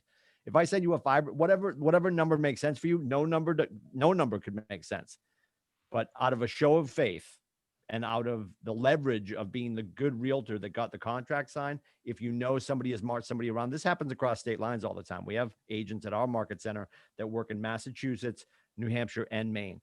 And one of our Maine agents can't cross the border, but they've been working with the Lindsays for 38 years. And suddenly I want to go shopping in New Hampshire. So I'm going to flip them to Teresa. Teresa's like, I appreciate that. And I know you put a lot of work in. So I'm going to flip you back more than the referral fee because you've taken them shopping. You got it down to this exhausted point where they finally know they want to be in Stratford, New Hampshire. So I'm going to flip you 35 instead of 25 because the agent's probably just going to ask for 25 or just do the 25. But do not cross signs. Do not cross contracts. Please, please, please, please, please. We used to be the little mom and pop shop that could. We are a big, ugly monster that everyone wants to target, and we have to behave like market leaders. Okay, because he does not want to sign contract at all. He just want to get as many. He just people. wants to be your friend. Are you single? Maybe he just wants to date you. I don't know. So yeah, yeah. I Protect your think you time, gotta- kiddo. Protect your Yeah, time. you got to figure out, is it worth your time to work with him? Because if he's doing this to another agent, he's probably going to do it to you. Yeah, yeah. Yeah, yeah. He probably has 15 Tinder accounts too. So beware of your time. Yeah. I also have another person that's willing to talk today. Actually, I'm just a little bit nervous because I haven't done it. Mhm. And I'm not sure how to approach. I told her, like, let's set a time today at 5:30. I can let you know how I can help you, and then I can learn more about your needs. But then I'm just like so nervous to talk to her. What are you talking to her about? Yeah. Well, it's actually the first the first conversation we'll be having as far as where she's looking for. Because Is she a buyer or a seller? A buyer. Have you seen a buyer lead sheet? No. Well, the script. So a buyer lead sheet is gonna pretty much. Sheet. A buyer lead sheet's gonna give you pretty much where that conversation wants to go. It's not gonna be a script, but it's gonna get you the information that you want out of that conversation. So you can have notes, talk about whether or not they're pre-approved, where they're looking for, what they're looking for, their name, their contact information. Those are the things you want to get out of that conversation, and a buyer lead sheet's going to help you keep track of all that. Maddie makes a great point. Teresa, Jessica just put in the text too. Yeah, today's all about the needs analysis. Today is about finding out if she's going to be cash or financed, if she has something to sell, because if you don't know, you want to confirm whether she has something to sell. That's going to affect the process. Does she require the finances from that transaction closing in order to move forward? Ask a ton of questions. Just be curious on this call. You can gather all that intel, and then you can call somebody from your team, somebody from your market center, one of us, and be like, okay, here's all the stuff she said. Now what do I do next? Needs it. Just let her talk about her and her hopes and her dreams and gather intel. Doing a needs analysis is the most important thing we can do. And the scripts are just, your question is what's important about that? Why Stratford, New Hampshire? Why? So Teresa, you have a Schwinn bicycle. Why do we need a 4-car garage, right? Because you might help them start to carve down their interest on what's going to be really important in a home. And then you can start shopping and sending her properties and make sure that listing cart that she's going to start to get is not hyper specific that you exclude things, but there's a lot of things that could be done later, and things that, and more importantly, really finding out truly, and I know Chris would agree with this, making sure you find out obviously what's important to them, getting them pre-approved. It's not about the money they can spend. It's about the product they're going to be using. Because if you start looking at 48 houses and then find out later that she's FHA or she's rural, maybe she can only look at 12 of those 48 houses. Our job is to save them time and money and get them into the home of their dreams as soon as possible. So we don't want to waste time after doing a great needs analysis by looking at houses she can't buy because she's not willing to talk to a lender. It's about protecting That your question time for and me their is, have you had the opportunity to speak to a lender? Yeah. If they're financing. Yep. And Teresa, I do like to say to new agent, what's the worst thing that can happen? You're embarrassed. You don't know the answers, right? And then Welcome you to just real estate. None of us have all the answers. yeah. I'll just tell you right now, I've been in real estate 21 years like Tiffany, right? I still, when I go on showings and I talk to people, they still always ask me stuff I don't know the answers to. You're never going to know all the answers. So thinking that you're going to get to that point that you know all the answers, I hate to tell you, it doesn't happen, right? They're always going to ask you questions you don't know. And for me, like I said, sometimes I don't mind that because it gives me a reason to have to reach out to them again. So, what's the worst that can happen? They start swearing at you and hang up. Oh, that's fun. Well, Yeah. Then you're part of my past. You're not part of my future. Yeah. Well, question, when she gets all that information and she's, she answered her questions, how do you, you don't want the, her buyer to go to another, agent. So, are you signing a disclosure form with them before you send them all that information, or, you know what I mean? Because they can get all that information and then go with another agent. What, you know what I mean? No. Yeah, I think in this virtual world, and I'll speaking for beautiful downtown Cow Hampshire, I know per the first physical meeting, we're supposed to have them sign the broker's disclosure. So if we're Zooming, that's really the replacement for the first physical meeting. So I would, and you have the comfort of screen sharing and showing them the document. Don't just shove it through and say, sign this, right?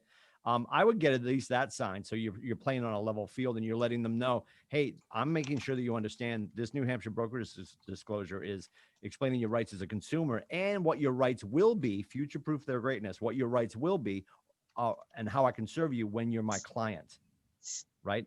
And then I can take it down the conversation of, signing this next contract. But getting brokerage disclosure at the very earliest for sure, because it stands to reason maybe in that next meeting, great, awesome. You're going to talk to Ted. You're going to get your financing done. We're going to circle the wagon, start to look at some properties based on your comfort level with what you're approved for and the product you choose to use. And at that point, then in that next meeting, and I'm not against having them sign it right away. They might be a little pensive, especially if Teresa's like, hey, we're getting together. I'm just going to find out more about you tonight. By the way, sign all of this, right? That might not be the move right now, but brokerage disclosure for sure, because you want to set the precedent. This is a legal undertaking that we're going through, and I'm here to serve you, and you are signing me into your employ, and this is the first step because you want to make them aware of their rights. And when I'm And they'll feel meeting like, with somebody, I had this real honest sorry. conversation with Chris. I don't want to go have it with 15 more people, right? I'm going to start to open my financial and personal and emotional kimono. I'm not going to tell the whole universe. I feel connected to Teresa because she asked me great questions. She's taking the time to find out about me. I think that'll work to your best interest. Sometimes it depends on the person too. Like sometimes some people, it takes a while to build that rapport and to build that trust. And I always like to say, don't play all your cards. Like, don't give them everything. Sure. Give them, if they're asking you for all kinds of things, data, I give them enough to keep them interested, but I don't play my whole hand because I want them to sign with me because that's when they get the whole hand. And if Chris is obviously sitting on Zoom or at a kitchen table with a high D and the high D is like, so what do I do next, Chris? What do I do next? What do we do next? That's a high D. Give them all the paperwork. Yeah. Have them hand over their wallet and their girlfriend's phone number. Like, just go with it. Like whatever they're willing to do at that point, because we want to mirror and match. Even if you're like, oh, I'm an IS, I want to care for you first. Let's talk more. If they're a high D and they're telling you to get in the van and go, right? And just move with them. We have to move at their pace, right? So. Tim, Yes. if we want to get in your schedule, is it the Meet with Coach. What is it? Meet with Coach? Meetwithcoach.com. Yep. Another thing about that disclosure, guys, is it's not a contract. Correct. So it says it generally. I'm in Massachusetts. Yeah. It says it right at the top. This is not a contract. Again, as new agents, it's nice to, if you haven't taken a buyer's contract class or a listings contract class hosted by your market center, try and find one, talk to your team leader about doing one, understand what that paperwork is. And because that's the first, I know New Hampshire, I'm not from New Hampshire, but from my understanding, first contact you meet with a potential client, you have to have that signed. That goes out right in your email from what I've been told. Again, I'm a Massachusetts guy. So in Massachusetts, it's first time meeting about a specific property, you have to sign that disclosure form. Not a bad idea to get it signed beforehand, but again, tell people that's not a contract. They're not binding into anything. Because again, the first time you meet someone, they're gonna be hesitant to why am I signing my life away here? So again, put them at ease and, make sure that you know what it is. The more you understand it, the better that you're gonna be able to explain it to them. So that's my 2 cents on that. For new agents too, I can't stress enough, practice your scripts and role play. If your market center has scripts and role play time, join in on that and practice. Just practice on your other agents. The more you do it, the better you'll feel about it and the more comfortable you'll be. Awesome. I have a question. This is Karen. I am just as bad about, I don't know, I'm like the cusp of millennial and whatever, Generation X. So, right, I'm like in between. And I don't know anything about, the last thing I know was when I had a phone where you could just email your business card to someone. I don't know about how to use this Kelly app in a business setting, like a quick 5-minute type thing. So there's a great resource. If you go on the YouTubes His name is Marty Miller. Marty Miller has a 66-day challenge. He's on version 4 for Command, and he's also done one for the consumer app. Okay. And they're little bite-sized 2, 3, 5-minute videos.